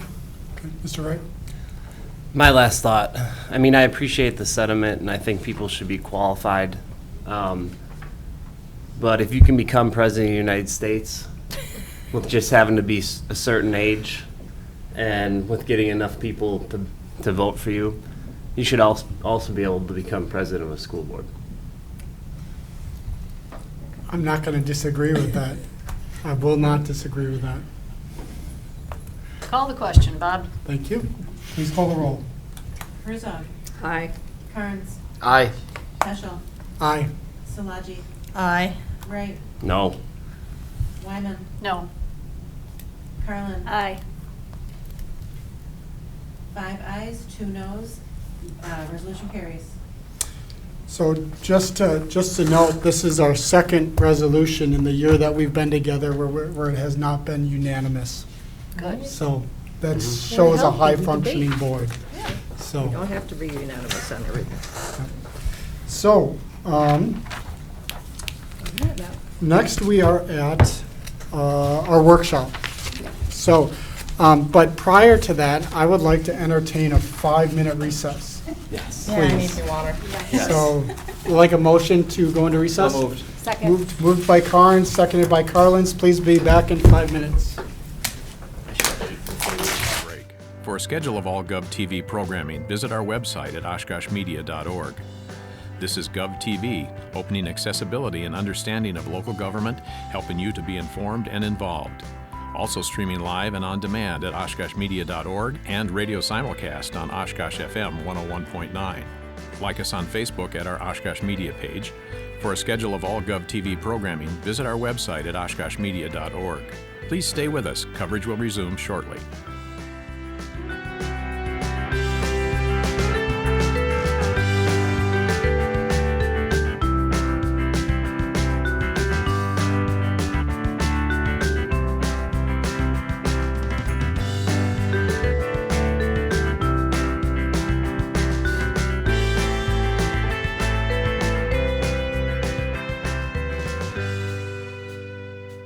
The Oshkosh Board of Education is currently in a break. For a schedule of all GovTV programming, visit our website at oshkoshmedia.org. This is GovTV, opening accessibility and understanding of local government, helping you to be informed and involved. Also streaming live and on demand at oshkoshmedia.org and radio simulcast on Oshkosh FM 101.9. Like us on Facebook at our Oshkosh Media page. For a schedule of all GovTV programming, visit our website at oshkoshmedia.org. Please stay with us. Coverage will resume shortly.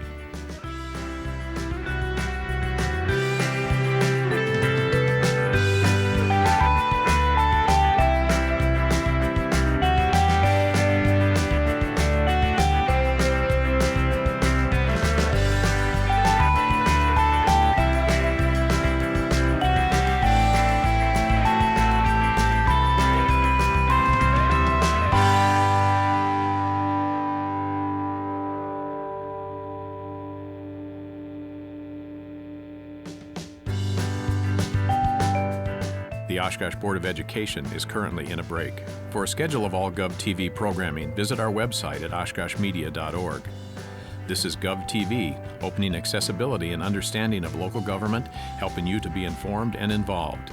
Also streaming live and on demand at oshkoshmedia.org and radio simulcast on Oshkosh FM 101.9. Like us on Facebook at our Oshkosh Media page. For a schedule of all GovTV programming, visit our website at oshkoshmedia.org. Please stay with us. Coverage will resume shortly.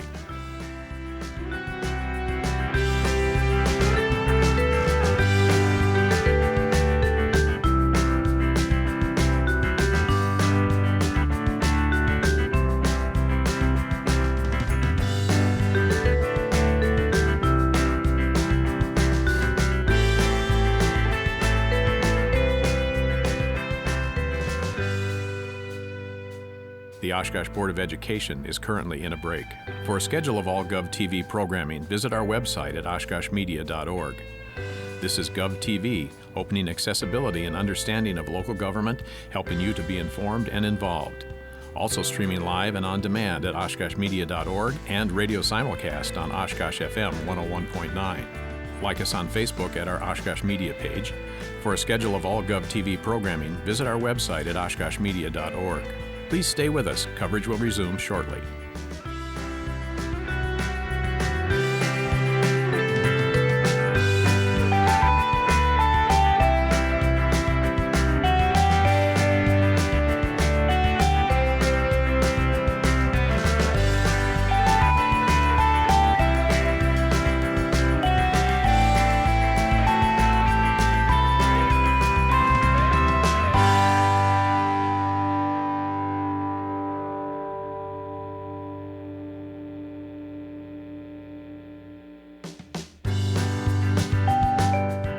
The Oshkosh Board of Education is currently in a break. For a schedule of all GovTV programming, visit our website at oshkoshmedia.org.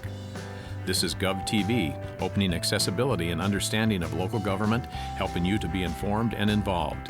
Also streaming live and on demand at oshkoshmedia.org and radio simulcast on Oshkosh FM 101.9. Like us on Facebook at our Oshkosh Media page. For a schedule of all GovTV programming, visit our website at oshkoshmedia.org. Please stay with us. Coverage will resume shortly.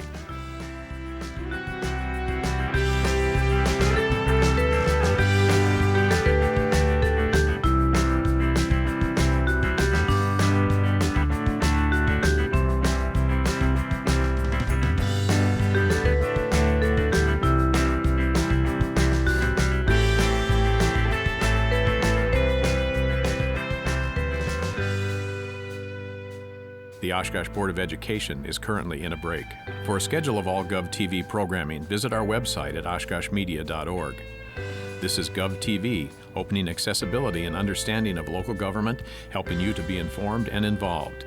Also streaming live and on demand at oshkoshmedia.org and radio simulcast on Oshkosh FM 101.9. Like us on Facebook at our Oshkosh Media page. For a schedule of all GovTV programming, visit our website at oshkoshmedia.org. Please stay with us. Coverage will resume shortly.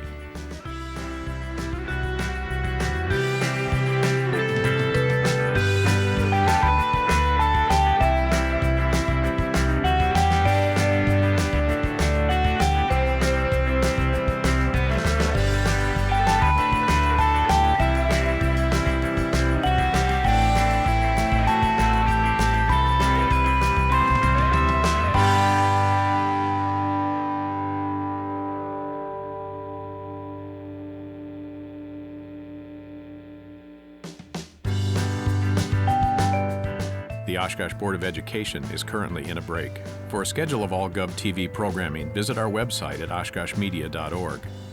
This is GovTV, opening accessibility and understanding of local government, helping you to be informed and involved. Also streaming live and on demand at oshkoshmedia.org and radio simulcast on Oshkosh FM 101.9.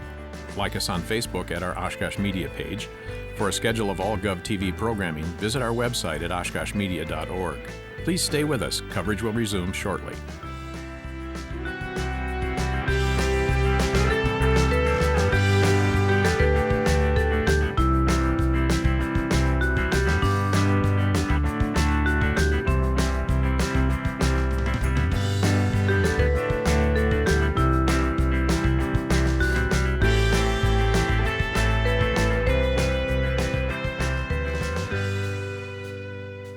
The Oshkosh Board of Education. During hunting season, I told my husband to come up the back. You know, I completely scrolled right through that. You must have been really hungry this winter. And partially because I didn't Yeah? think it was. because Yeah, it I'm wasn't surprised. listed They're as in my open. yard. Informed and involved. Also streaming live and on demand at oshkoshmedia.org and radio simulcast on Oshkosh FM 101.9. Like us on Facebook at our Oshkosh Media page. All right. For a schedule of all I GovTV. bring this meeting back to order after our 5-minute recess. Before we move into our workshop, I thought it might be good to just make a motion to finish up those few other items, the requesting of the future agendas and the announcements. So I would be looking for a second to move those items. It is a little bit out of order, out of sort of how we usually do it, but it allows us to organize our meeting a little bit better. Second. So, moved by, well. So moved. Moved by Karen, seconded by Carlin, to move forward in the agenda, to go over requests for future agenda items and announcements, and then to go back into workshop. Is that clear, Eileen? To move forward in announcements and go back and do. To the go workshop. forward, to do requesting future agenda items and announcements, and then cover the workshop. Got it. Okay. Any discussion on that? All right, please call the roll. Kearns. Aye. Peschel. Aye. Szilagyi. Aye. Wright. Aye. Wyman. Aye. Carlin? Aye. Herzog? Aye. Motion carries. All right. Sorry about all the confusion related to the agenda tonight. So we are at request for future agenda items. Is there any future agenda items that anyone would like to be on at one other time point in the future? Actually, you had your hand up first. Oh, Dr. thank you. Herzog? I would like to have an update on the Riverside program and the other alt ed programs. I don't know if we have those listed or not, but if they aren't, I'd like to have us take a look at the Riverside program and the program that often accepts students who have been expelled, to give an update on what's happening in those areas. And it's not the same sort of thing, but I'd also like to hear about the Project Search.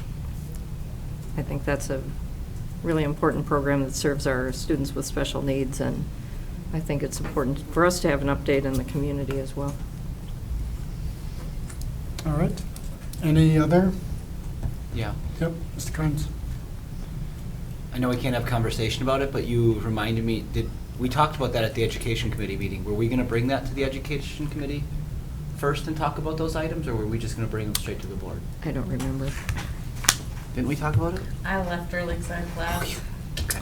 Yeah, I think we did talk about it. I think I believe, Kim, do you remember? Yeah, we shared with Matt that he was on the next education committee, so he'll be prepared. At the Oh, Education Committee. So we're going to start and then there and then bring it. And then we can come here, yeah. Okay.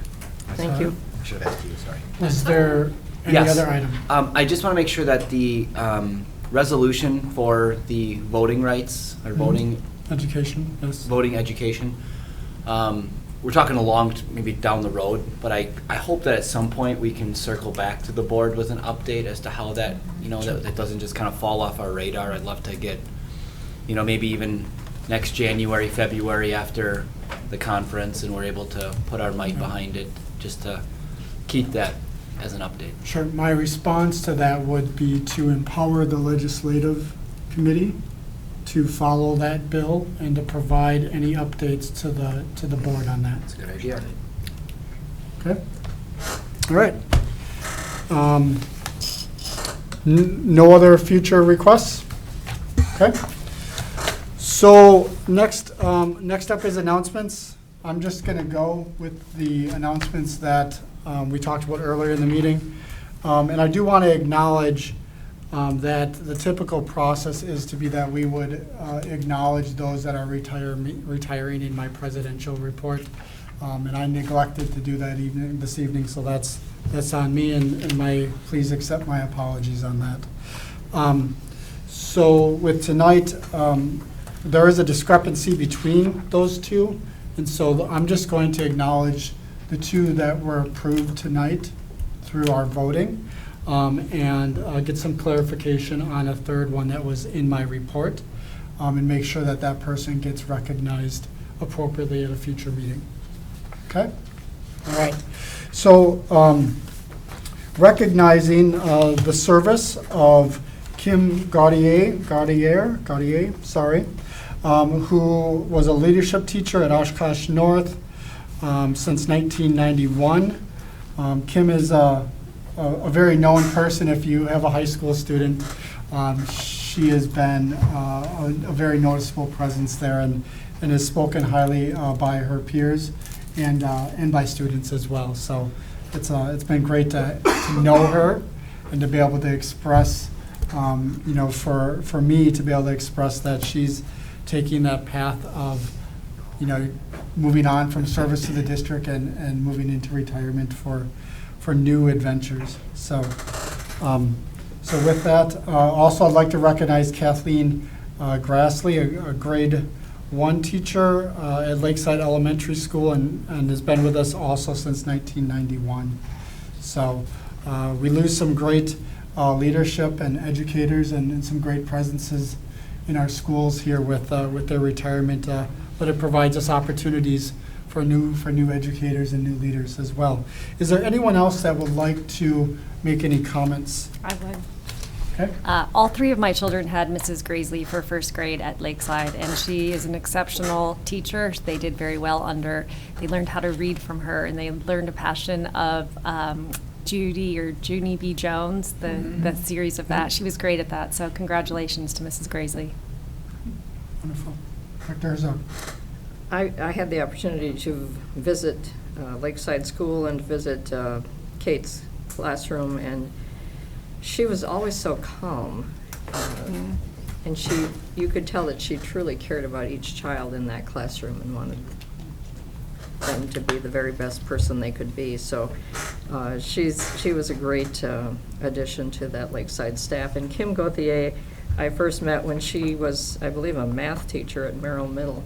And again, a very calm presence, a very accepting presence of her students, and then moved on to the Communities program at Oshkosh North High. And again, just someone who, both of these ladies have had such a positive impact on the students in their schools. So I just want to wish them long, happy, and healthy retirements. Absolutely. Any other announcements? Seeing none. Thank you for that. We will now head into our workshop. And so today's workshop is to discuss an orientation framework for the school board, as well as, kind of talk about what our roles and responsibilities are as board members, and to ponder ways that we can further enlighten the community about what those are, in a way that encourages more engagement, positive engagement in our community, potentially as board members, but also, ultimately, more positive engagement with the district as a whole. So we've invited some recognizable faces to us. Patty Vickman and Cheryl Stinsky are back again. As everyone can note, they helped us greatly at our review of unpacking our board self-evaluation, and what we're discussing tonight directly relates to that unpacking. These were items that we talked about that we wanted to improve through our engagement as board members. So I'm going to leave it to you to go forward. Well, thank you for having Cheryl and me back again. We certainly enjoyed being part of the first part of your board meeting, because we often don't get a chance to witness all of the great things that are happening in the district. And with Oshkosh being as large as it is, I particularly noted the personal touch that you brought to your board meetings, whether it was with the artists coming in or the Pledge of Allegiance. And of course, that was evidenced by the young lady from West who brought forth the legislative issue. And kudos to you for following up on that and really giving life to that for her. So it was very interesting for both of us to see that all in action. As we were planning, when Bob called me about planning this, we initially thought we would do a more informal kind of presentation similar to the one we did on March 2nd, but then remembered that this is a regular board meeting, and when the Department of Justice gave out its decision regarding televised board meetings with COVID, one of the things that was laid out very clearly was that at a regular board meeting, it's no longer possible to have like small groups having discussions and reporting out because the public needs to be able to hear everyone's conversation. So Cheryl and I did a pivot on our planning, and so our planning will be more or less sharing with you what we have uncovered in our research and things like that, and bringing you some recommendations, and then asking you to provide us with some feedback on the recommendations. So one of the things is we will be reviewing your feedback on orientation that you gave us on March 2nd, and that is in your packet. We will then talk about best practices. We've done some research in that area of what other boards have done, other states have done, and then how you might transform your current framework. And then, of course, the last one is really looking at how to increase community awareness. So, from the governance core, it's not possible to overemphasize the importance of onboarding and welcoming a new team member to the governance team. And yet, when you look at businesses, you look at nonprofits, you look at school boards, very few organizations do that really well. That tends to be an area that, oh, we got to do an orientation, and then it's kind of, well, what worked last year kind of thing. So hopefully we can help you put a process in place, because we know highly functional boards have processes in place for their governance. The first few months, of course, even for the most experienced leader, and we talked about this last time, that nonprofits and churches can be very different than public school entities, can be intimidating just because of the language that's used, the amount of acronyms, the amount of issues that come under the purvey of the board and everything. So it is very different than being on maybe a nonprofit board. And that's been witnessed by many boards that we have worked with, where new board members talk about that sometimes they feel like they're out in left field for a while because it's so foreign to them. And I know some of you this is your end of your first year, and you may have found that there's some areas that were like that for you as well, but that's common among board members that are new, that it's, and even some that have been off for a while and come back, because boards change and what you're doing changes, so. Okay, so what we wanted to do is just kind of do a quick review of what you came up with last time through that process that we did. And basically, this was on your list that, first of all, you wanted something that was consistent so that it was done time after time in the same way. More than one session, it's not a one and done. That this was an ongoing process rather than it being just here dumping stuff on people and saying, here you go, figure it out. That there should be some timing to that, how that process works based on what's going on with regard to the board, so that it's not all at once and then ignore it from that point on. Policies related to the board and superintendent responsibilities were important for that. Meeting with principals by level, touring schools, doing a budget, helping people understand the school budget, which is very different than most nonprofits as well. And Robert's rules, you talked about Robert's rules in your tonight several times, and how understanding that is important. Watching the videos with board protocols for discussion, and we can tell you that out of listening to you folks and some others, that word short is something that we've been discussing with the WASB folks, because we recognize that not everybody has an hour to look at videos all the time. And so Patty and I are doing one on board norms. 30 to 45 minutes has been ours, so we're shortening those up, just so you know. And then some mentorship, looking at having some kind of mentorship for board members of people outside of this group. And then time expectations for what the expectations are, both for the board as well as for the new board member, and then keeping it simple and flexible. And we talked about some of that earlier as well. It was interesting to listen to your some of your conversations, realizing that some of that is built into what we're going to talk about tonight, because that is what you shared last time as well. So we also asked you to share something that was helpful to you, and for some of you, you did have an organized orientation process when you came on the board, others did not. So there were a number of things, talking with previous board members, meeting with the board president and superintendent, meeting the central office staff, that were kind of listed as helpful things.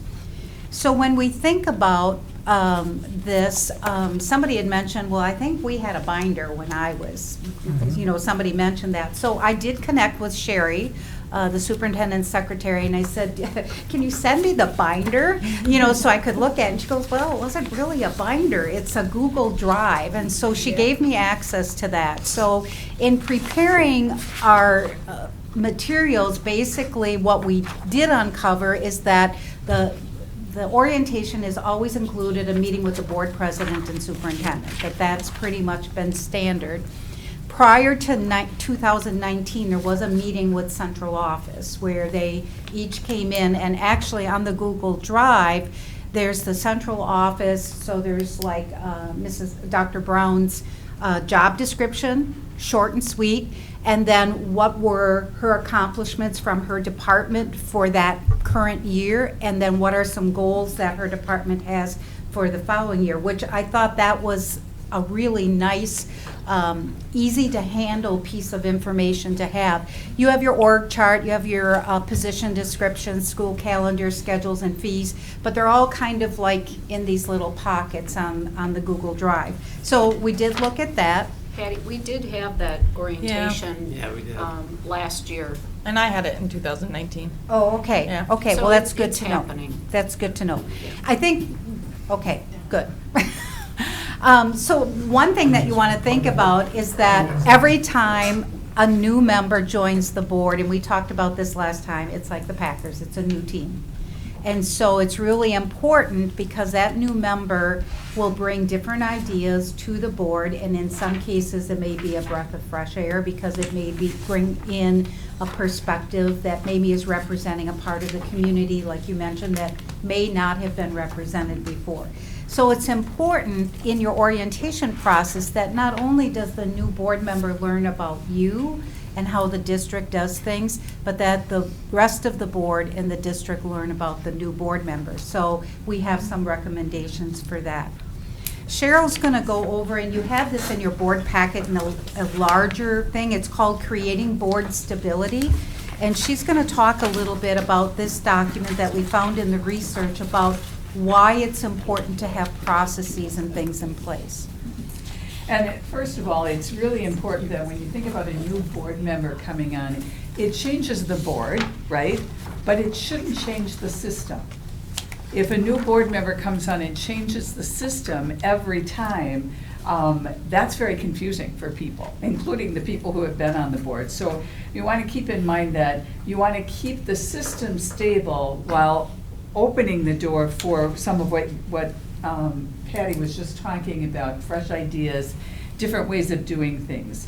And so this kind of goes through different ways that you create the stability, and there's role boundaries so that you understand the difference between oversight and micromanagement, and role orientation. So, and it talks on this sheet about trustee. So know that in some places they call board members trustees. Mm-hmm. And you'll see we've got another slide where we've kind of added board into that. But it's the same thing. And so really that there's orientation into what not only their role is or the board's role, but everybody else's role. And we talked about some of that in there as well. About advocacy.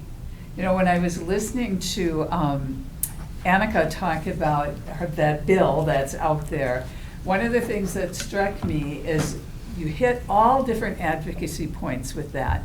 The one that was missing, however, was advocating to your parents. And I think that's one that in my work with board, I really see is missing. That there is, we advocate to the legislature, we advocate like when the budget comes up, and yet you have all of these voters who have the interest of your children at forefront, and we don't spend a lot of time having them become advocates. And so teaching them, and I think that's a real simple process, but anyway, so making sure that it's advocacy focused, that people understand that, student concern focus. We were just with a board recently that is having some conflict, but one of the things that came out for all of them in our time together is that all of them are student focused. And they haven't had the conversations they needed to have about that until we were together. And so they walked away feeling way better about some of the issues where they disagree on, but they still have some common ground.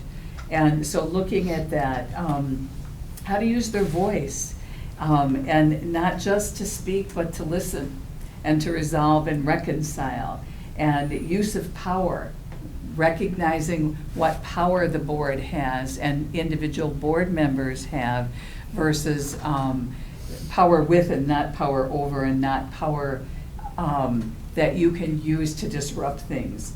And then recognizing decision-making styles, that they're different, and that's okay. Your board is going to have a collaborative decision-making style, maybe not all consensus, right? Because that is almost, I think, next to impossible, and maybe not always that good, as Bob talked about before, that sometimes that disagreement really helps you to move forward in different ways. And then finally, that motivation, so that people are here for the right reasons, that the motivation isn't about pushing an agenda, the motivation is about working for kids.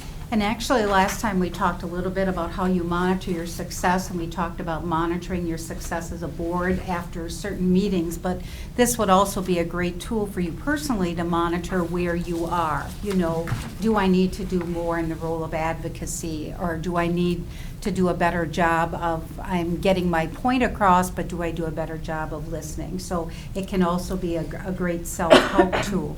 So one of the things that we keep finding over and over again is what we've said is that orientation needs to be a process.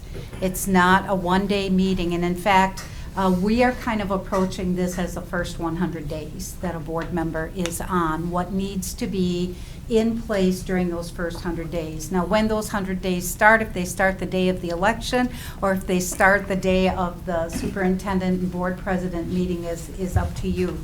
So in order to do the best practices, one of them is to create an actual binder. And the reason for that is, even though we've become very technology expertise and we have things in Google Drives, many new board members, when they get on, may not be familiar with Google Drives. And to all of a sudden say to them, here's something important for you to learn, and you go here and you get it in Google Drive, it sometimes is great to just have a very simple binder that has, here are the absolute things you need to know to get yourself started, and then gradually you're introducing the other things. They do suggest that if you have a directory, which you do, that you also include contact info, and you have a brief bio about the person. So a brief bio, like about each of you as a board member. You know, how long have you been on the board?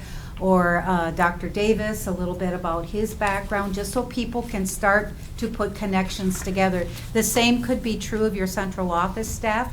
And the other thing, which I know can sometimes be difficult to get, is to have pictures of everyone. Because when you're meeting everybody all at once, then you're trying, oh, both of these people kind of look the same. Now, which one was the business director? Those kinds of things. So they do have that. They say to organize that binder by board information, which would be your things like as far as Robert's rules, parliamentary procedure, your committees and things like that, and then organize it by department. So you'd have curriculum and instruction, you'd have HR, those things. The binder should really have material that's concise and is at the governance level. You don't want to be giving them, you know, a binder that's 4-inch thick. You know, it should be maybe 1 inch thick, and it's got just the absolute things that they need to know. One of the other best practices, which Cheryl and I really like that we found, is asking a new board member to write a personal learning plan.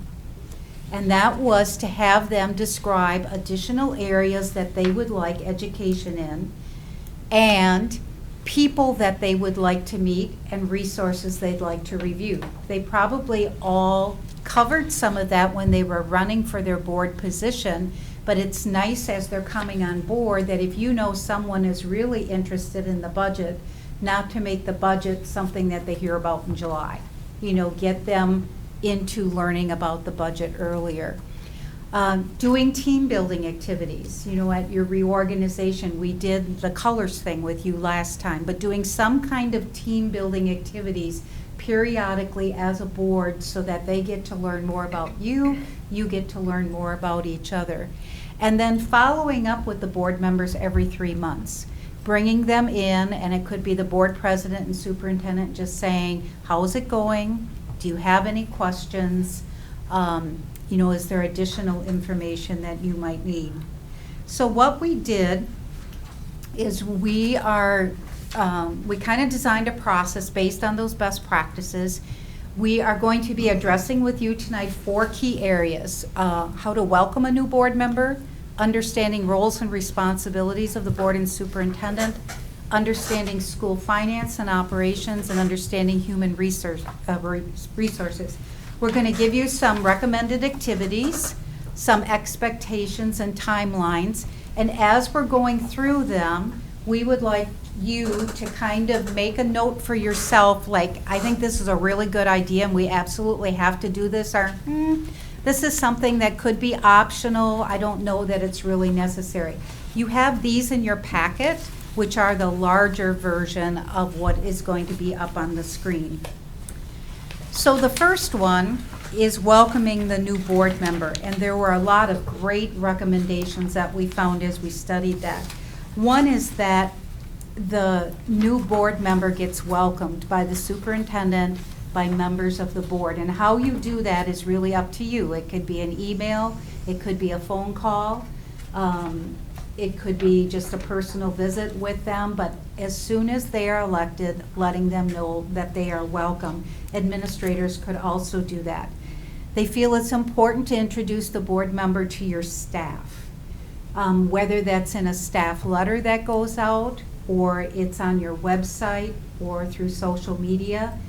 And the reason for that is you may have a number of your staff members who do not reside in Oshkosh and maybe haven't even been following the school board election. Or the only information they have is what that particular person had down as their candidacy. And they may not know that they have children at a certain school or that they're involved in some other organizations. So they do suggest that that happen right away. I had Sherry copy for you the WASB New School Board Handbook. It's a great book to have your new school board member look over before they meet with the superintendent and the board president. It has lots of questions in there that typically can be answered because they're standard for school boards, but then they can also say, how do you do that in Oshkosh? So they're coming into the meeting with a little bit of more background information. The same thing would be the workshop that Barb talked about, where they go to WASB to the new school board member workshop. I have found in the districts I've been in that when the new school board members were able to go to those, they were able to have a much richer two-way conversation with the board president and the superintendent because they had some background knowledge on some of those things.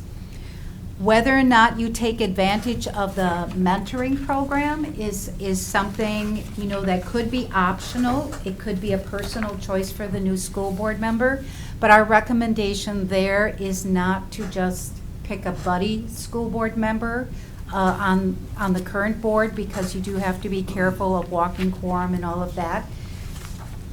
Someone had suggested, I think in the affinity diagram, that you look at maybe a school board member from another district. We would not encourage that either, because those individuals are not trained to be mentors.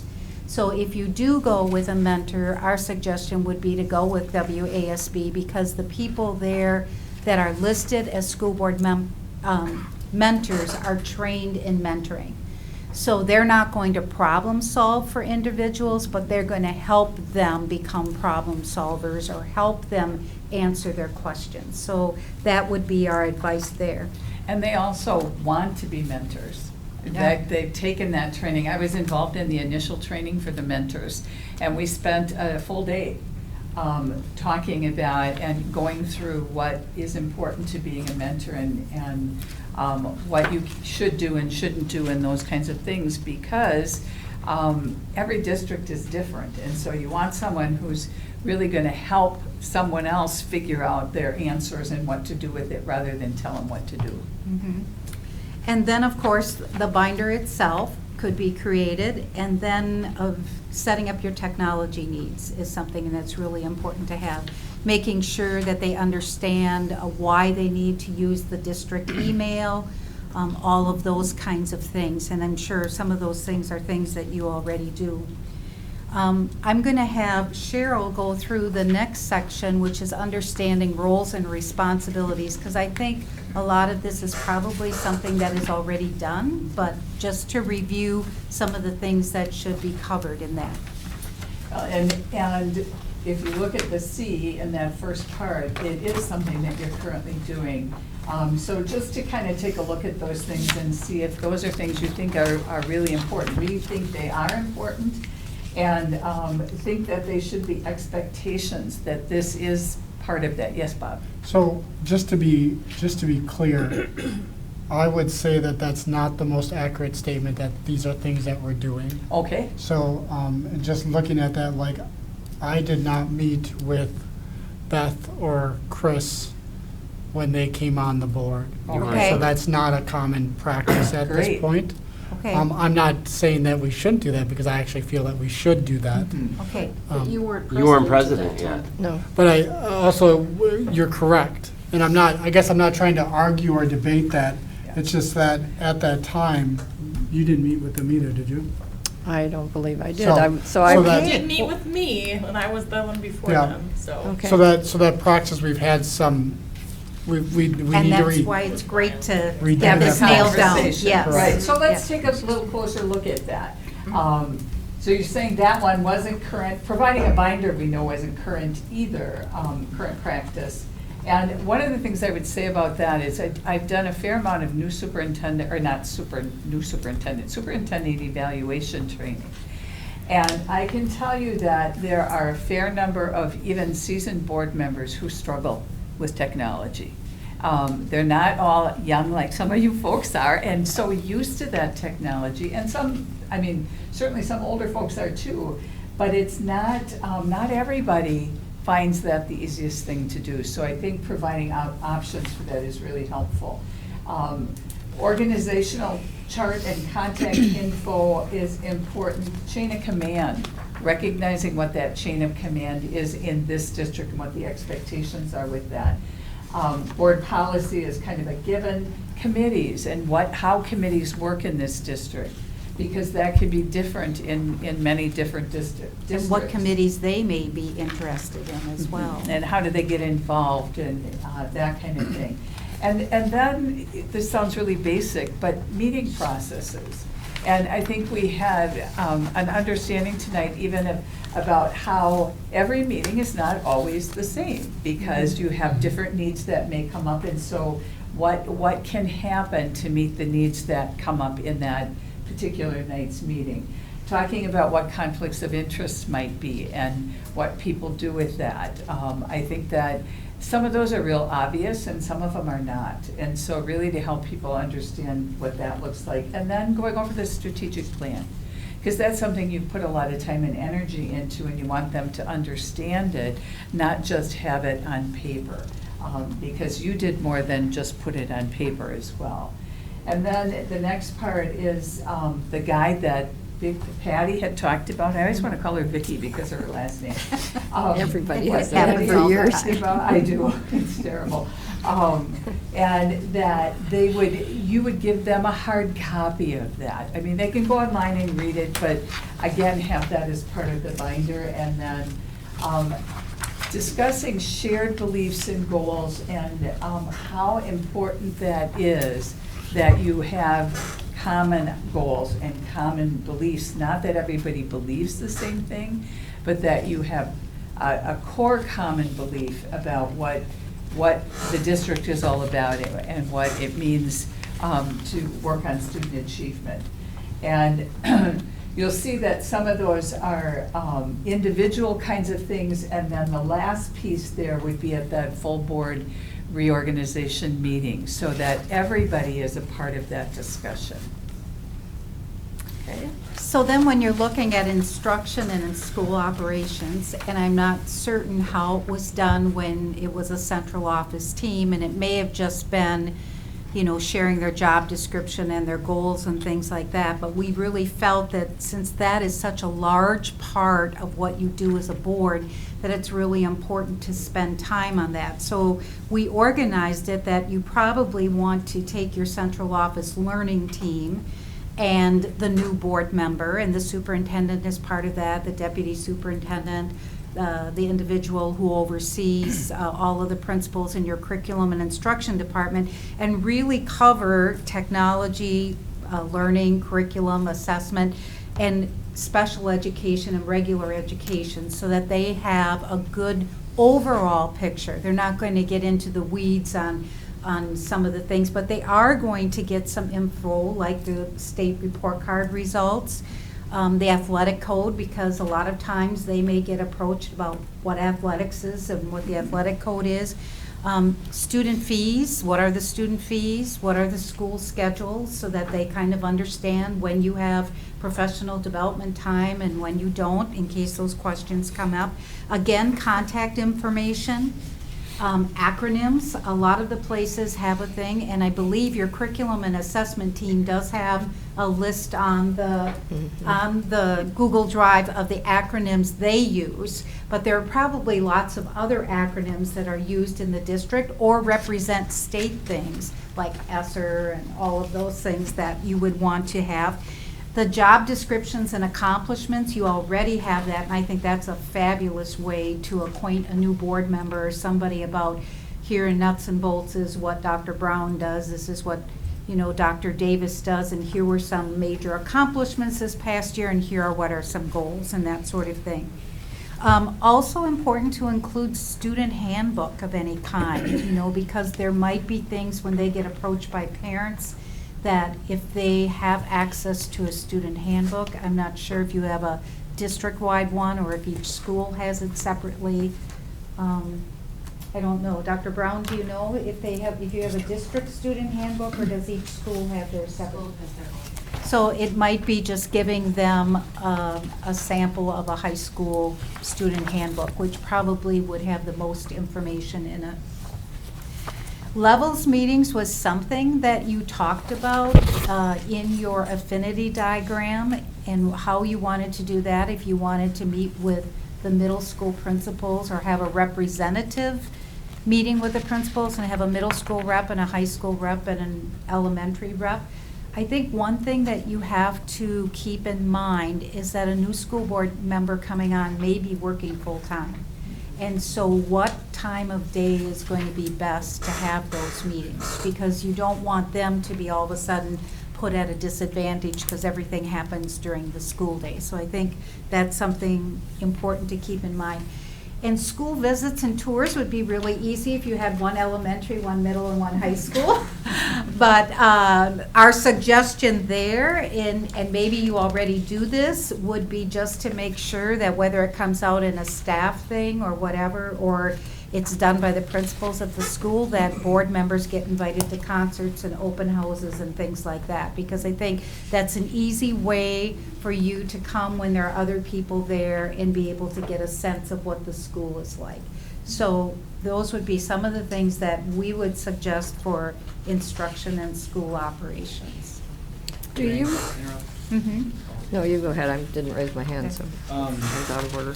I know from one of my goals was when I came on the board was to try to, I lived in Oshkosh, I've been in Oshkosh my whole life, but there's schools I've never been in. Right.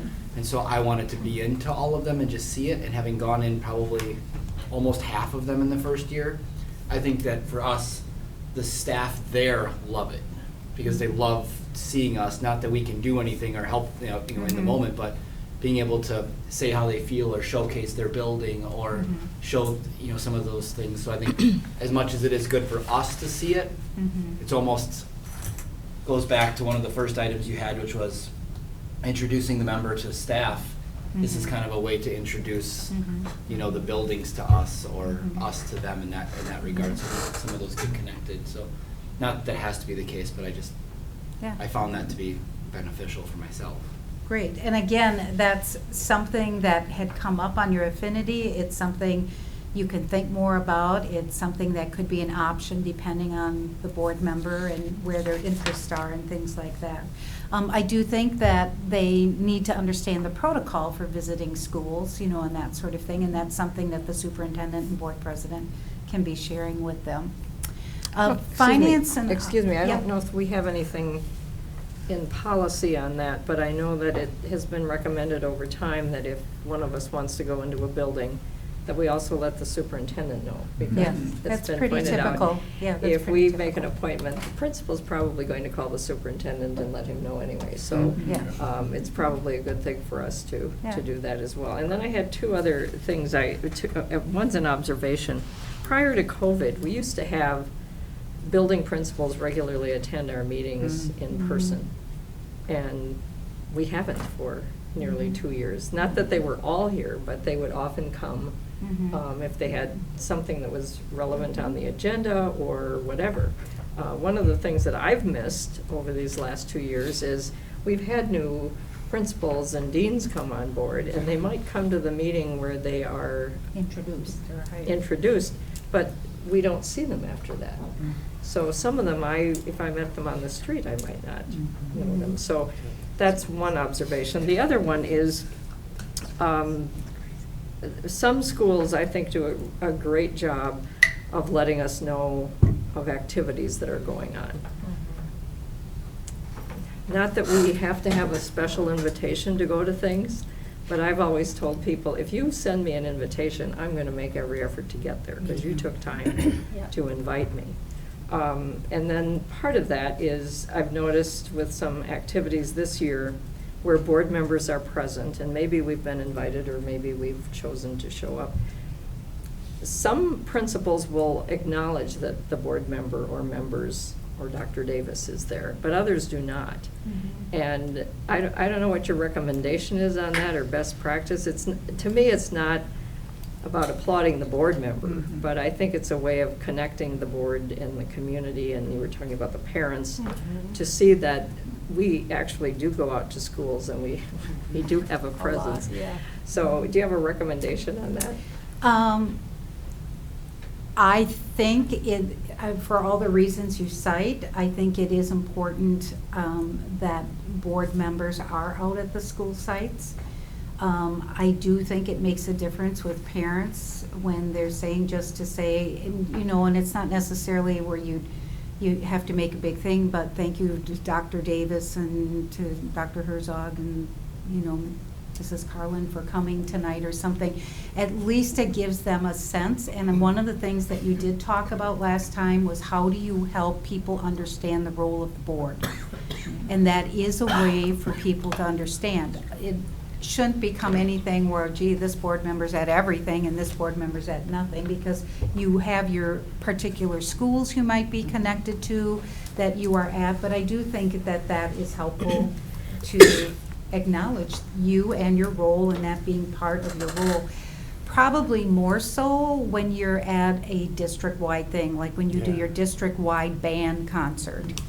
And so I think if people are saying, well, how do I in my schedule go to all these different events, and you may be selective about which ones you go to, and it may be those things like where all the schools are being represented or something like that. But I do think it's a good practice, and when staff members talk, they know when you are there, and they know that you support them. And sometimes it's just, an email or a note that says, thank you for putting on this concert, I really enjoyed it, or something. It just makes such a difference, because then they understand that you understand what their role is in the district and what you're doing. And you evidenced that tonight, especially when you said for the Herb Cole winners that it was the staff that played such an integral part with that. So that would be, the recommendation. But again, that would be something probably Dr. Davis needs to talk with his administrative team about that.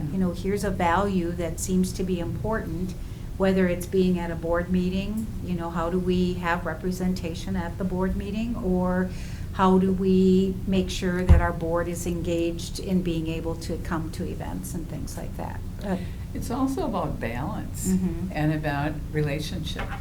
Because if the only time people see the board is when they have a complaint, or when something's not working well, or your report card isn't going well, that's how they view the board. These are people who are there only for the negative things, or only when we have trouble, or only to make trouble, rather than a balance where these are people who are celebrating our schools as well, and doing so by their time and their attention, or simply sending that email, great job, means a lot. And I can tell you as a grandparent, I was at my granddaughter's school for a concert last year outside, and the superintendent was there, and they introduced her, and parents were really impressed that the superintendent was at their kid's little school, because it is a little school, and that she took the time to come to that particular little concert. So that was really cool, and I think it matters to people that they know who you are and that they feel that you're approachable because you're just like everybody else. You just have a different role. So I think it's a great idea. Thank you. How you do it is going to depend upon what works for you folks, but and not a contest or a competition to see Right. how many people can get at different things, but yeah. I think we have a question. Do you have a- No, I just was gonna say, I like being just a parent too. Like, Yeah. Yeah. you know, I like going to schools and just being a parent too. You know, like, You can't now. Now you're a school board member. You I can- always have the hat on. Yeah. yeah, I know, I do. But I think I can do both, you know? Like, You might be able to, but they might not be able to. Well- is what the problem Right. is. And I'm I not guess trying it's a to argue personal about it, preference. but it's very difficult for other people to see you without that hat on. Yeah. As much as you'd like to not have it on or It's there. not have that be an issue between people, once you have it on, it's hard to take it off. And it's kind of like when you see your doctor out at the restaurant. You know, same kind of thing. They're still your doctor, even though, Right. you know, and so the relationship is just different than it might be between just Yeah. parents. And I think what's beginning to happen again, and I think COVID really impacted our ability to be present Right. in schools. Mhm. And just this week, the board received an email from not only just, well, I don't know if the board fully received an email from a staff member. I received an email from a staff member asking me to be present at an end-of-year celebration.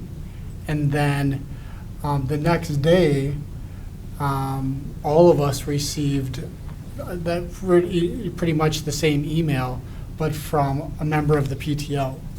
And so I think what we're experiencing, and I think some of us are, may have been a little gun shy. I don't think the newer weren't, because, you guys came in and you were newer and you had your set goals of how you wanted to do things. But the rest of us sat on the board for the last 2 years and could minimally go into schools, which when, in regular cases, we could. And so, and I think staff is now telling us, hey, we miss you guys. We want you to be here. We want you to see what's going on in our schools. We want you to be part of making the best end of school celebration for, for that middle school. So with that out there, if anyone wants to help on the end of year school celebration, let me know. So I can put you in a spot of volunteerism. So, but I think that's, I think we're now learning again that it's okay to be back in the schools. And I think part of it was also, it was a tough go around for a Very couple of tough, years. yeah. Parents weren't happy, staff were having issues with how, policies that we were doing, that we put into place that affected how they did their jobs. And now it's just got to this point where it's just like, we're opening up floodgates. We want people to be there. And I think that's really important to acknowledge that we had some barriers to that. And now those barriers are coming off. And I know that many of us are in schools, and many of us go to schools as parents of our kids too, right? All the time. Yeah. And I don't like personally, I don't like that acknowledgement if I know that I'm at Yeah. my kid's choir concert, because I'm not, honestly, yes, I can't take off that hat as a school board member, but my hat is why I'm really there, is to be supportive of my children and the stuff that they do. And those are opportunities for me to show my child that I'm all in on them at that moment. And that's important for them, because many of us that have children, also they see us giving support to all children all the time. And we owe it to them as well in our personal lives to make sure that they have that personal time too.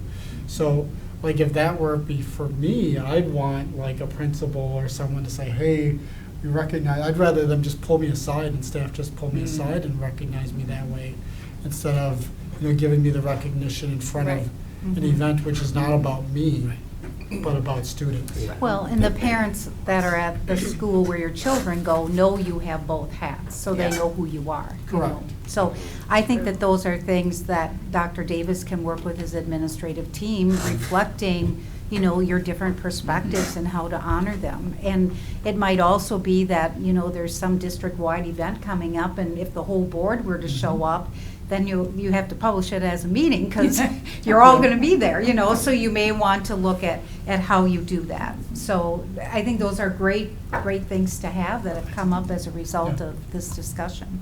I think what you had said was, like, when you go to your kid's basketball game or wrestling meet, like, you're there as a parent. Yeah. Right? Right. Yeah. Like, I don't need to be broadcast that I'm Right. there, because otherwise Right. every once a week I'm going to be, like, Yeah. it's when you go for a visit, maybe. I had one school that did that. They put it over the intercom, which was, I was like, nobody done that. Like, it put me off for a second, but I was like, it's kind of a celebration, right? They want you to know you're there, and I got that. But like the all school events, like many of us were there for our kids at the band concert at North, right? Yeah. But that might have been a good moment to let the school board members stand up, because just to kind of acknowledge that's a bigger thing than just the school. But just for them to know that we're there, I think maybe there's a line there. Well, the point I was trying to make when I said to Mr. Carnes that your hat is never off is that even if you are there as a parent, you are still being watched by other parents.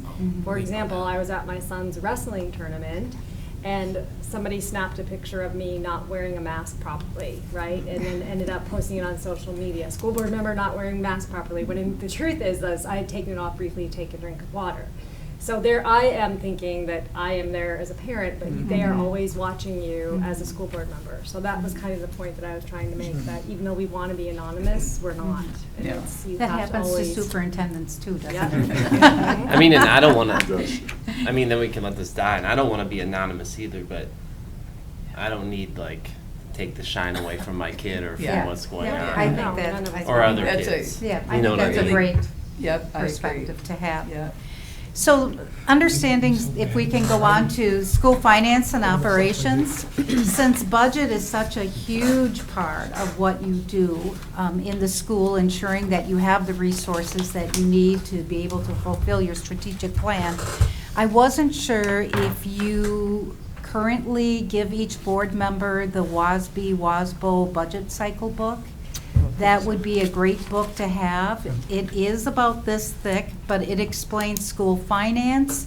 It explains setting tax levies. It explains all of the different accounts, how special ed is different from regular ed. And it's just a really good resource to have, to go back and forth. And even though they come out with a new one every year, it doesn't always change every year. But it is a really good resource to have that it would be helpful for each of you to have as a board member, especially a new board member coming on.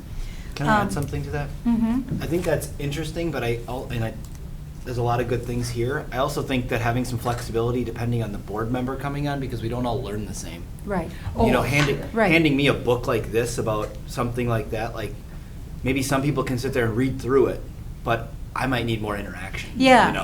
and this is just, these are all activities in this area, so it's not necessarily, so for instance, in my last district, the budget cycle book was given, and it was the business director that kind of highlighted certain areas in the book, and then gave the book to the individual, so that they could read further if they wanted to.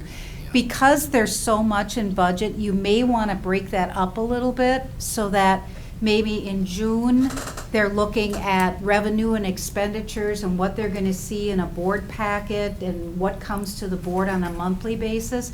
But then as you get into the summer, then they could go into the budget hearings going to be coming up. This is how we handle transportation. This is how we handle food service, because those things all come under your business right now. recreation. This is how the tax levy gets set, you know, what mill rates are. So those things could be put a little bit later in the 100 days that, you know, you'd be doing, so you can adjust that a little bit.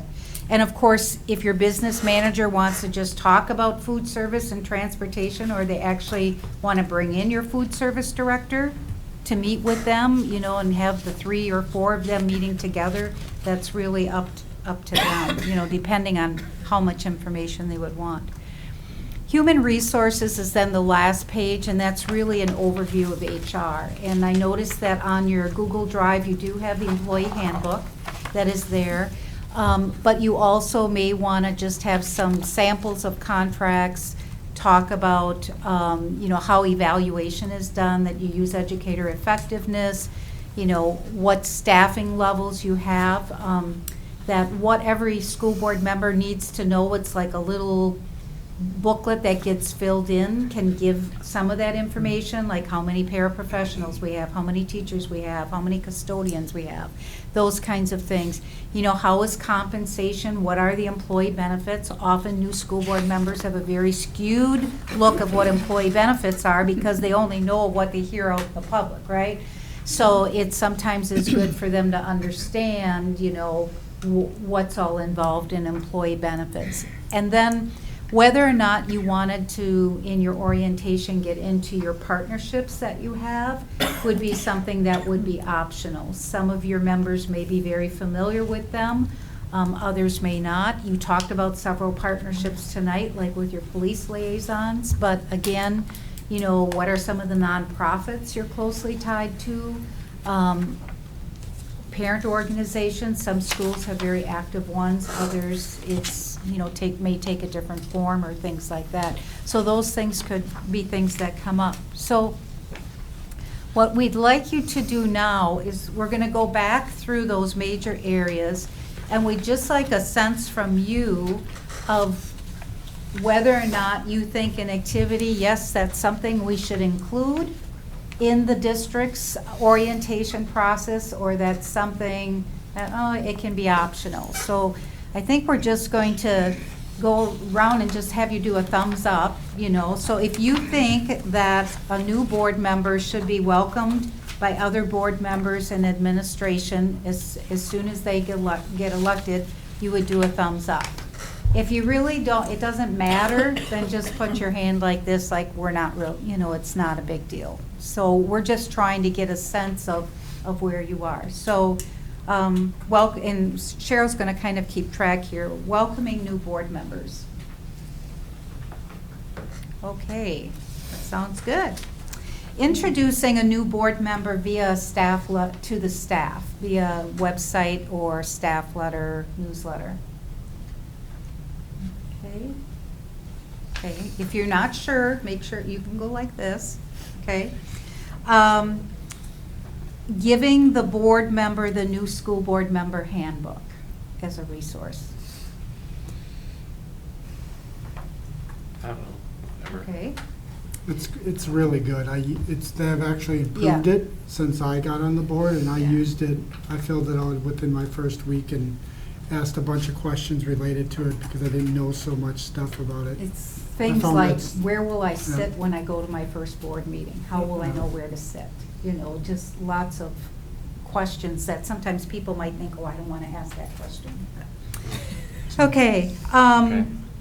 New school board member workshop. That's the WASB one. You said they're shorter now.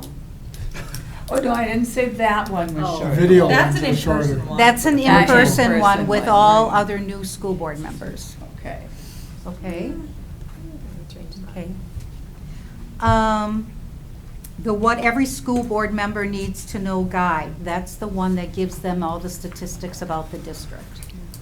So the demographics of the district. It's essentially a scavenger hunt, and Right. that's the way that I look at it. So, Yeah. So I liked it. I do too. Okay. Offering them a peer mentor. Offering them a mentor. Okay, that looks like that's not, okay. Yeah. somebody, I guess, says, can I have a mentor? You know where to go Yeah. to find them, okay? And I think, and I think that's really important that that one's optional. Yeah. Because I think we should encourage it, like in any type of information that we give a new board member, that we, emphasize the benefit of being part of that, but letting them know that it's purely optional. That it's there.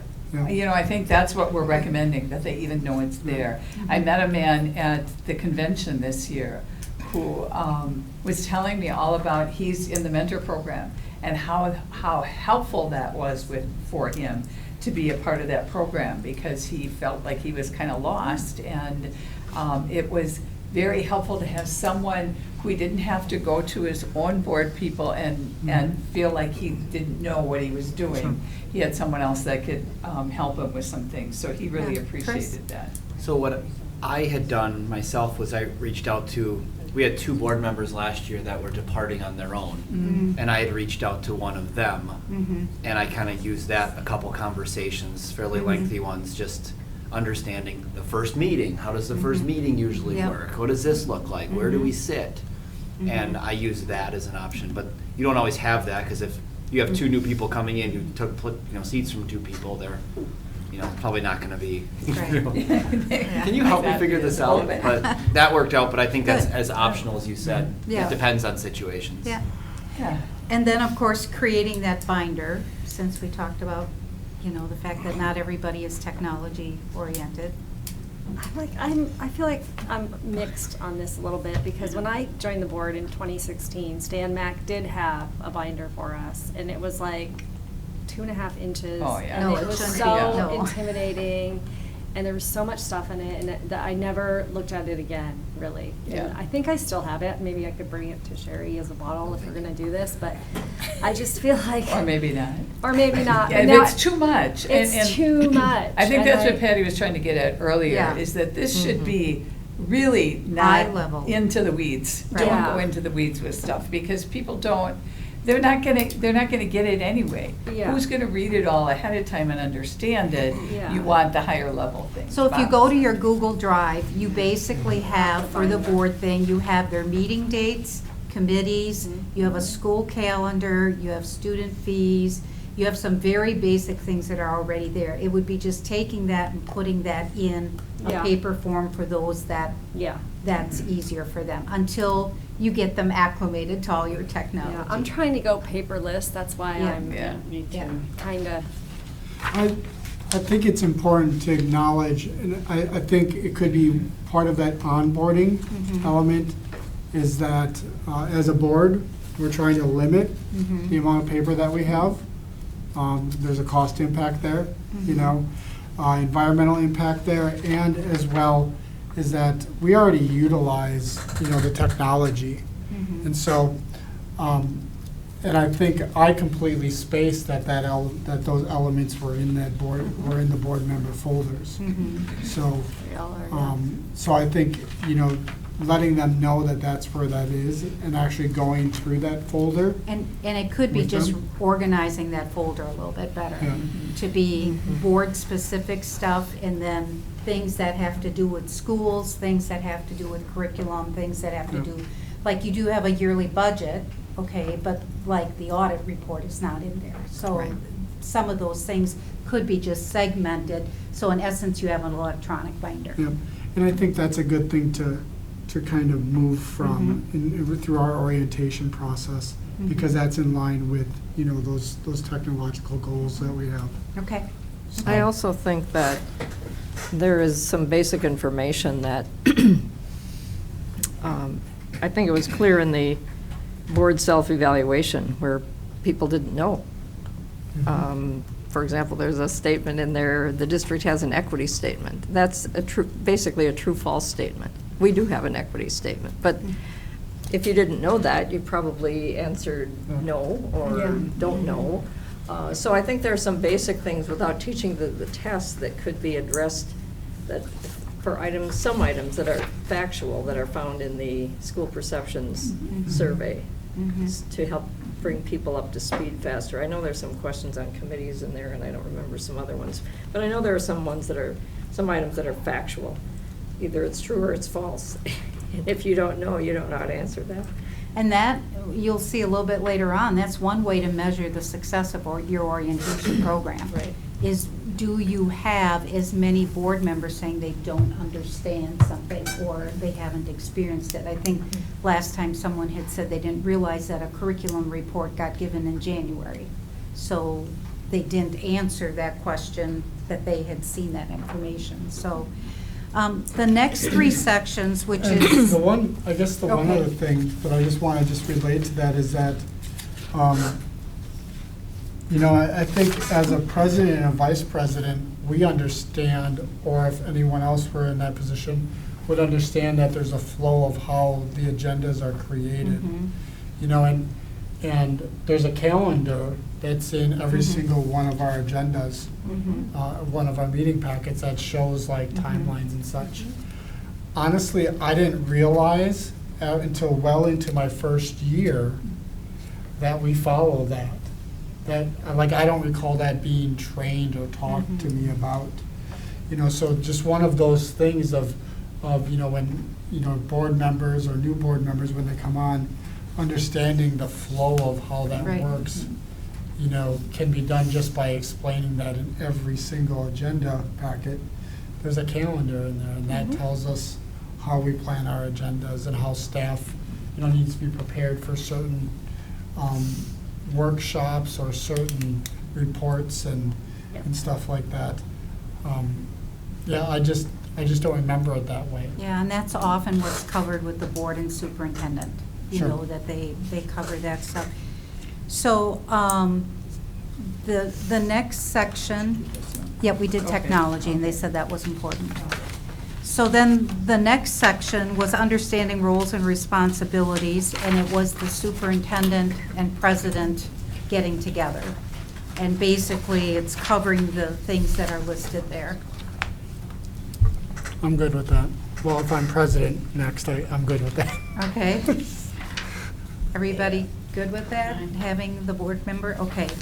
Then, understanding instruction and school operations, and then the HR and the school finance. I guess the discussion there would be if you feel those should be three separate sessions, or if you feel you wanted to return to maybe a previous practice where you had all your central office people together and they did an overview. So we'd really like to hear your thoughts on that. I think the topics being covered would probably be similar, but it's really the time commitment and probably the opportunities to ask individual questions.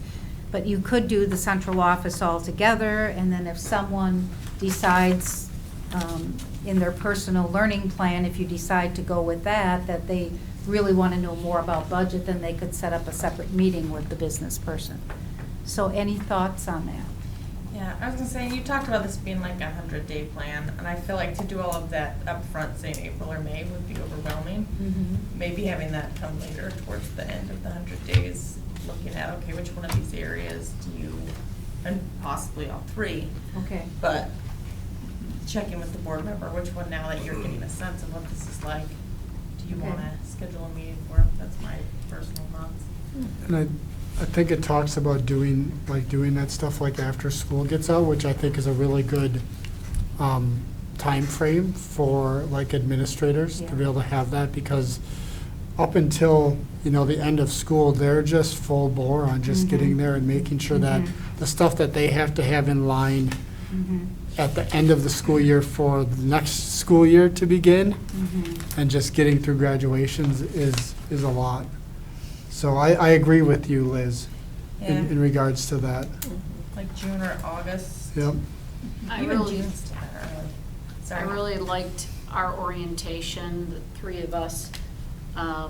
We each had a day, I think it was a 2-hour slot, and they just rotated through with executive committee and let us know what they were doing, what they're going to be doing. There were 2 people at a time, so we had 3 meetings, I think all on different days, and we were out in 2 hours, and you knew where you were at.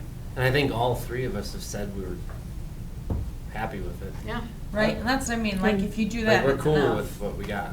Yeah. I would have, when you talk about the binder, like putting that stuff together, I guess if we're gonna like put everything out, I prefer it to come out in the way we got it. You know, like if we're talking about, I don't want a binder of what the finances are, I want Drew to tell me. You know, maybe give me a sheet or something with information and explain it. And so Okay. anything that's being rolled out, I would prefer in the way we had it, even if that means it's slightly longer on that day, but to get everything out, I like being able to interact with it then, ask questions and bounce things off, because I went into that with a lot of stuff I didn't know I need, you know, you didn't know, like, do you have any questions? I don't know what I'm supposed to ask right now. Mhm. You know, Mhm. so Yeah. show me some stuff and then we'll start having some interactions. So if the school learning team were up here and they're representing schools and they're representing, you know, curriculum and learning, they would be giving you the school schedule Yeah. at that time. Absolutely. That kind of, the things that are pertinent to their Yep. department. Yep. Or if it's finance, here's the budget, here's what you're gonna see in your monthly reports Yes. as a board member. Okay. Any You other agree? thoughts? Yeah, Yeah, I I think liked we it. all liked it, thought it was good. Yeah. And I don't think we came in and were oblivious to the whole process. There's still a whole lot of stuff where, you know, you're Yeah. gonna try Yeah, to put there's a everything whole- through this orientation. There's No. still a whole lot Oh, of stuff no. you're not gonna know. Absolutely. Well, that's why it has to be a process and Yeah. and not an event. Exactly. Exactly. A 100-day process. And it So- doesn't all have to be formal either. Right. But if you don't have a formal process, then likely it's all gonna be informal and maybe not all the same. I mean, we're all continually learning though. I mean, we Yes. changed our agenda 4 times tonight. We You did. know. I mean, For different times, it wasn't like we took it all together and had the big picture. No, we did it, I think, 4 separate times. So I think Cheryl and I have a good understanding of what you were looking at, and what we would like to do is put together an orientation checklist for you.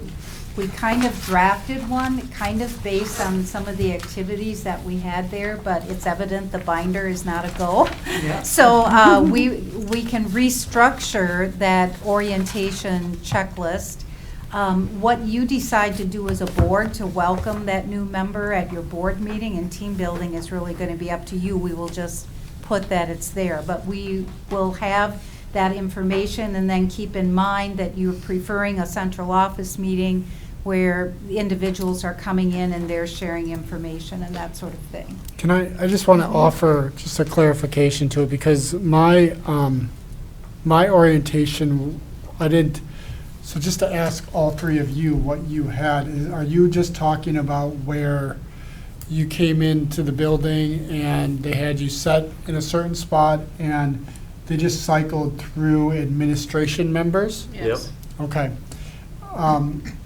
And I guess, and I don't have a problem with that. And just to kind of talk about the process that I went through, I did that same thing. It was not through a whole day because I just didn't have the ability to do a whole day. It was more like a half a day. And It such was- an, Ours was 2. Okay. It was 2 hours Yeah, or 2 or something. yeah, something 2 like hours that. total? No, I think it might have been a little longer than that, but it was Yeah. in that ballpark. So, you know, so, and for me, I guess after going, you know, this is my 5th year looking back on this now, to me, I would err on the side of providing more time than less time to new board members in regards to some of this stuff, or providing the option to them of how they want that to be presented to them as well. Just because there's still stuff today that I still, you know, have to go back and ask questions about a lot. Oh, yeah. That because during that time frame, they just cycle through it. And I know it's part of our job is to go back and ask those questions later, but I think, you know, that's overwhelming for a new board member to do that within their first year, because they're gonna be hit with tons and tons of things related to what it means to be a board member. So would it be helpful for an expectation that a new board member would attend this 2 or 3 hour, half-day, whatever thing with central office? They'd get kind of high level, here's what we at, and then at the end of that, they could indicate, probably like part of their personal learning plan, you know, are you comfortable with the information you have, or would you like more information in one of the areas? And if they said, well, I'm really interested in budget, then the business director could reach out to that individual and schedule a separate meeting with them to answer their questions about budget, because maybe the person right next to them feels, no, I have enough that I know about budget, and I just as soon focus more on education. Or I'm okay right now, but I know who to contact if I have information. Would that address the concern? Yes. Okay. But my other comment is, I don't want someone not to run for office because they feel it's going to take so much time. So if we're setting up a lot of different daily seminars, that eliminates a large group Right. of people that maybe would be excellent board members that have some previous knowledge that they could bring. So I'm always cognizant of daytime and the conflict between working schedules. I think you guys mentioned that before, Yeah. like, some people can't do it, like, we had to find a way to do it during the day, but Yeah. maybe it would have had to be at night, and. Right, because some people aren't able to take off. Yeah. Right. You know. This is like orientation, so it's not ongoing, right? It's like it occurs over Yeah. the first 100 days, and then, you know, it's a one training kind of thing. Yeah, you wouldn't be doing all your meetings in April. Right. Yeah. And and the idea is that we would also communicate this more, like on our website, on our board page as well, that talks about that if you're elected as a board member, there will be, over the next first 100 days of your, say, just hypothetically, over your first 100 days, we will work to have an orientation period with you. Reasonable. Yeah. Reasonable, No yeah. more than X hours. Well, we had, with the superintendent search, we had an amazing amount of like day meetings that first month. It Yeah. was You're telling me. for all, right. I mean, it was challenging with work to try to make sure we could, be at all that stuff, but it was a hard first Yeah. month for that. Stephanie, I'll go go after ahead. Dr. Herzog. She's been waiting. We're talking about orienting people to serve as board members. And part of that role, obviously, is interacting and forming a team with the administrative team. But I don't want to lose sight of the fact that we're orienting people as board members. And so I think it's important that the board have a role in the orientation process as well.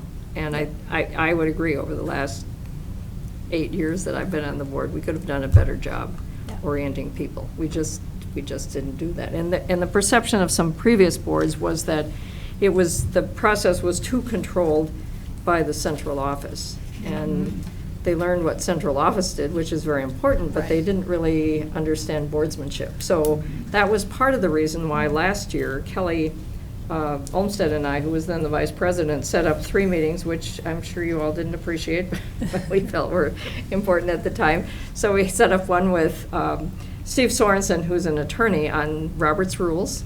We set up another one with Jim Macy on legal aspects, and we set up a third one with Ted Knightsky from CESA 6. But that was our approach at that time. It wasn't maybe the best, but that's what, that's the decision we made at the time, that we felt there were some legal issues you needed to know. You needed to know about what makes for an effective board member by someone who was addressing that specifically, who was not a central office administrator, although Ted has been in that role. And finally, that we addressed Robert's Rules, because that's how we Yeah, govern. and WASB, their new board member thing, does a lot of that. They address Yes. the legal, board Right. member responsibilities, different things like that. And we So- went into more depth perhaps Yeah. than Yep. what they did. And, I, as one who was involved with those new board member gatherings last year, we were not happy to have to do those online. But we didn't have a choice to protect people's safety. So hopefully they'll be better in person, and you can network with Right. other folks. And in some other of the districts. things that you do as board members as well, like if someone joins a committee and you're on that committee, who's ever the committee chair, could be connecting with that board member to let them know this is what this committee is about, and this is how we function, and stuff like that. So I think there are roles that each of you can play at your board meetings, and then also in your committee work, that help that person feel a little more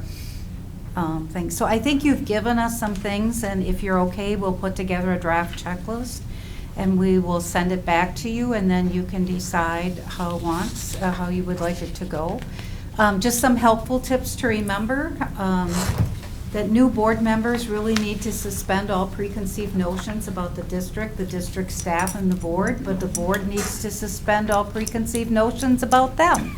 Because it's important, you are building a new team, and to be able to respect every one's perspective. Allow new board members to share their beliefs, their values, and their interests, but you also share yours, so that you are part. And whether you do that at your restructuring meeting or you do that at one of your first board meetings with them, I think that that's important to do for them to understand why you got on the board and what committees you've been involved in. They're going to need time to get up to speed. I think my dad was on the school board back in my home district, and he said it took him 6 years before he figured out all the acronyms and everything, and he still had lots to learn. So remember that it takes time, so you have to give them time to become acclimated. And of course, the whole thing at no question is a silly question. You know, no question is one that we haven't had before. Be mindful of confidentiality. That's something real important to share with them, especially when you're dealing with the first time that board member is involved in exec session, or the first time they're involved with an expulsion or something like that, to be really mindful of that. And of course, the best way is your own behavior, is what's going to model that for them. And then this was interesting, you can never take off your board hat. And that came through loud and clear in the governance core, because a new board member needs to understand that even though they're a parent, when they get on the board, people are still going to see them as a board member. And it's, you know, it's the same thing our principals go through that have their kids in school, you know, the same thing. So it's just something to say, it's okay. But you need to be aware of that. I was in a district where I had a couple of board members that were in my school, and I had a board member come to me, and I always said to him, please let me know what hat you're wearing when you're asking me the questions. Are you wearing your parent hat or your board hat? And I had one gentleman that would not give me what it was, but then when he asked the questions, I knew it was really his parent hat. So, but sometimes that's easy to do, like in a school then, when you're there, because that administrator may be seeing you as the board member by the question that you ask. So sometimes it's, I have my parent hat on, or I have my board member hat on, and that sort of thing.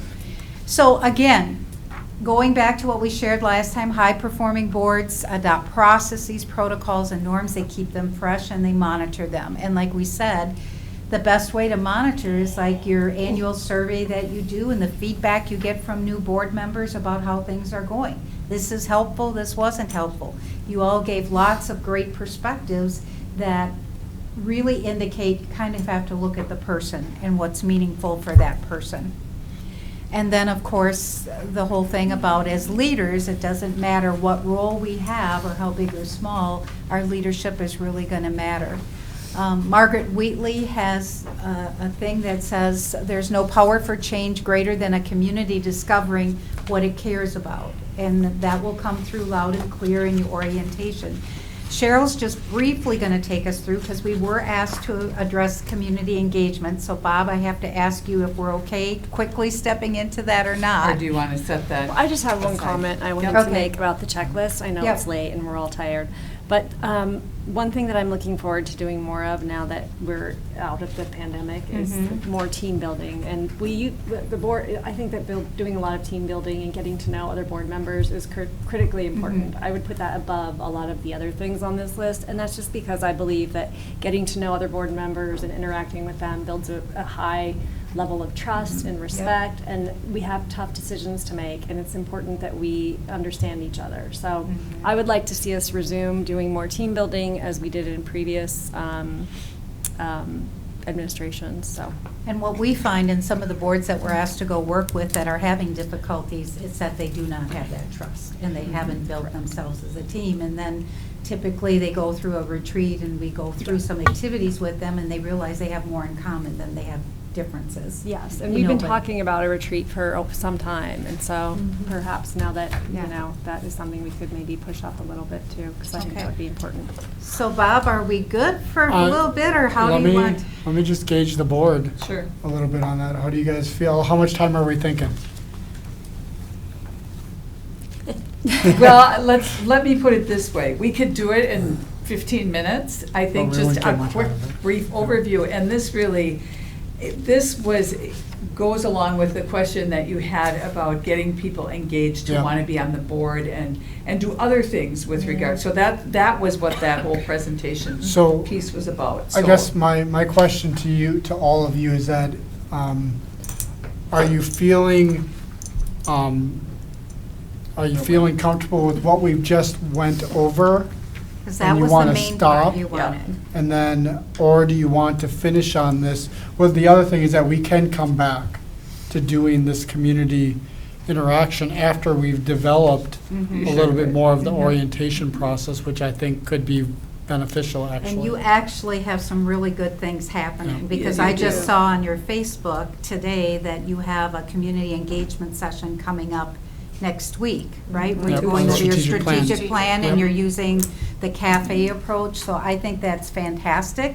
I would suggest getting some kids involved to either provide some music before it starts or something, because that will get parents to get Yep. there, is if you have kids somehow engaged a little bit. And then the other thing would be when you're talking about getting people to understand the role of the board, or, you know, putting in candidacy for the board, you could similarly do something similar like that during American Sure. Education Week in November. And then you would have a chance, you'd know whether you have any seats open on the board or not. You could talk about, we're gonna have a session if you're interested in learning more about the board, here's when it's gonna be. But you could also celebrate all the great things. I know you do, I think you still do the state of the district with the state of the city, is that, do you still do Celebrate that? education. We cel- For yeah, education. celebrate So you have education, that yeah. going on, but it, you know, during American Education Week, you know, school has started, people are usually pretty pumped about school, and they usually want to show up for events, so that tends to work out well too, that you could design some kind of community engagement thing there as well. May I make a suggestion? Hold on one Okay. second, because I know Liz had her hands up. Yeah, you Right. kind of got up my question. I was gonna ask, I know at our self-evaluation meeting, we talked about in the fall having sort of like, it was something you did, Dr. Davis, in your previous district. Is that Yeah. what it is you were gonna talk about? Or you- We're- no? yeah, Okay. we- No. we- It would we've be been more advised. open-ended. Yeah. Yeah. You have to be, legal advice would be that Yeah. you really don't go out and just do a recruitment thing, because politically that can backfire on you, because you are pretty much saying, here's who's invited, or here's who's not invited. So Yeah. the thing is to have it more open, that if you have an activity and you have it more open, and you say, if you are interested in learning more about what the board does, or how to get involved with some of our activities in school, here's when a session will be, and Yeah. then people are just Yes. openly invited. And if I used the word recruitment, I apologize. That's Yeah. not what I meant. That's what, I wondered if that's what you were Yeah. gonna speak to? Yes, more how to use what you're already doing in order to get people more engaged so that they want to serve, whether it's on a committee or the board or whatever. So it was more along those lines. And I really feel that I feel like we've put in a lot of time tonight, and I'd really like to be able to give you the full time that you need to be able to kind of, you know, talk to us about that. So I think it's best just to kind of save it for another session. Okay. That's great. Because I think the board is just by looking at everyone, what you've described is something that is interesting and something that I think we'd be willing to develop. But I think it's, That's exactly what I was going to say So- too, is that it's been a long night, and I feel like Yeah. this community engagement piece is probably one of the most important conversations we need to have, and I don't want to rush it just because we've already been here for over 3 hours. I'd like to give it a full attention and a Yeah. full meeting. That would be my recommendation. And it would be helpful for us, if you have us back to do it, that we have a chance to talk with Dr. Davis about what his plans are and what's already been put in place, because I understand there are some innovative things that are being done And so you want to be able to honor that, and then where might there be some suggestions? And some of it might be more about board engagement. Sure. Okay? Sounds good. Okay. So, Okay. thank you. So what we will do is we will get a updated checklist back to you, and we will probably put the board responsibility right at the top for continuing to keep involved with those new members, and Sure. then the other things we'll put in place. And again, it's up to you how you want to modify that. Okay. You have a great start on the Google Drive already. It's just adding a few more things, so. But I think it's really getting the process in place. Yeah. Because what we heard tonight is, I was oriented this way and I liked that, but I didn't get this, and so it's taking all of that and making a process out of it. Sure. That is gonna need to be tweaked again and again and again, probably, but at least you've got that consistent foundation for it. And it doesn't matter then who the board members are, who central office is, or who the superintendent is, this is our process, the way we do things. Okay? Sounds good. Okay, Sounds great. great. Thank you for letting us come and visit with you again. Thank you. Yes, always a pleasure. All right. I believe the last thing on our agenda is to adjourn. Second. So moved by Wright, seconded by by Carlin. Please call the roll. Aye. Oh my gosh. Aye. Aye. Aye. Aye. Hi. Aye. Thank you, audience. So like, no. Mine's erased.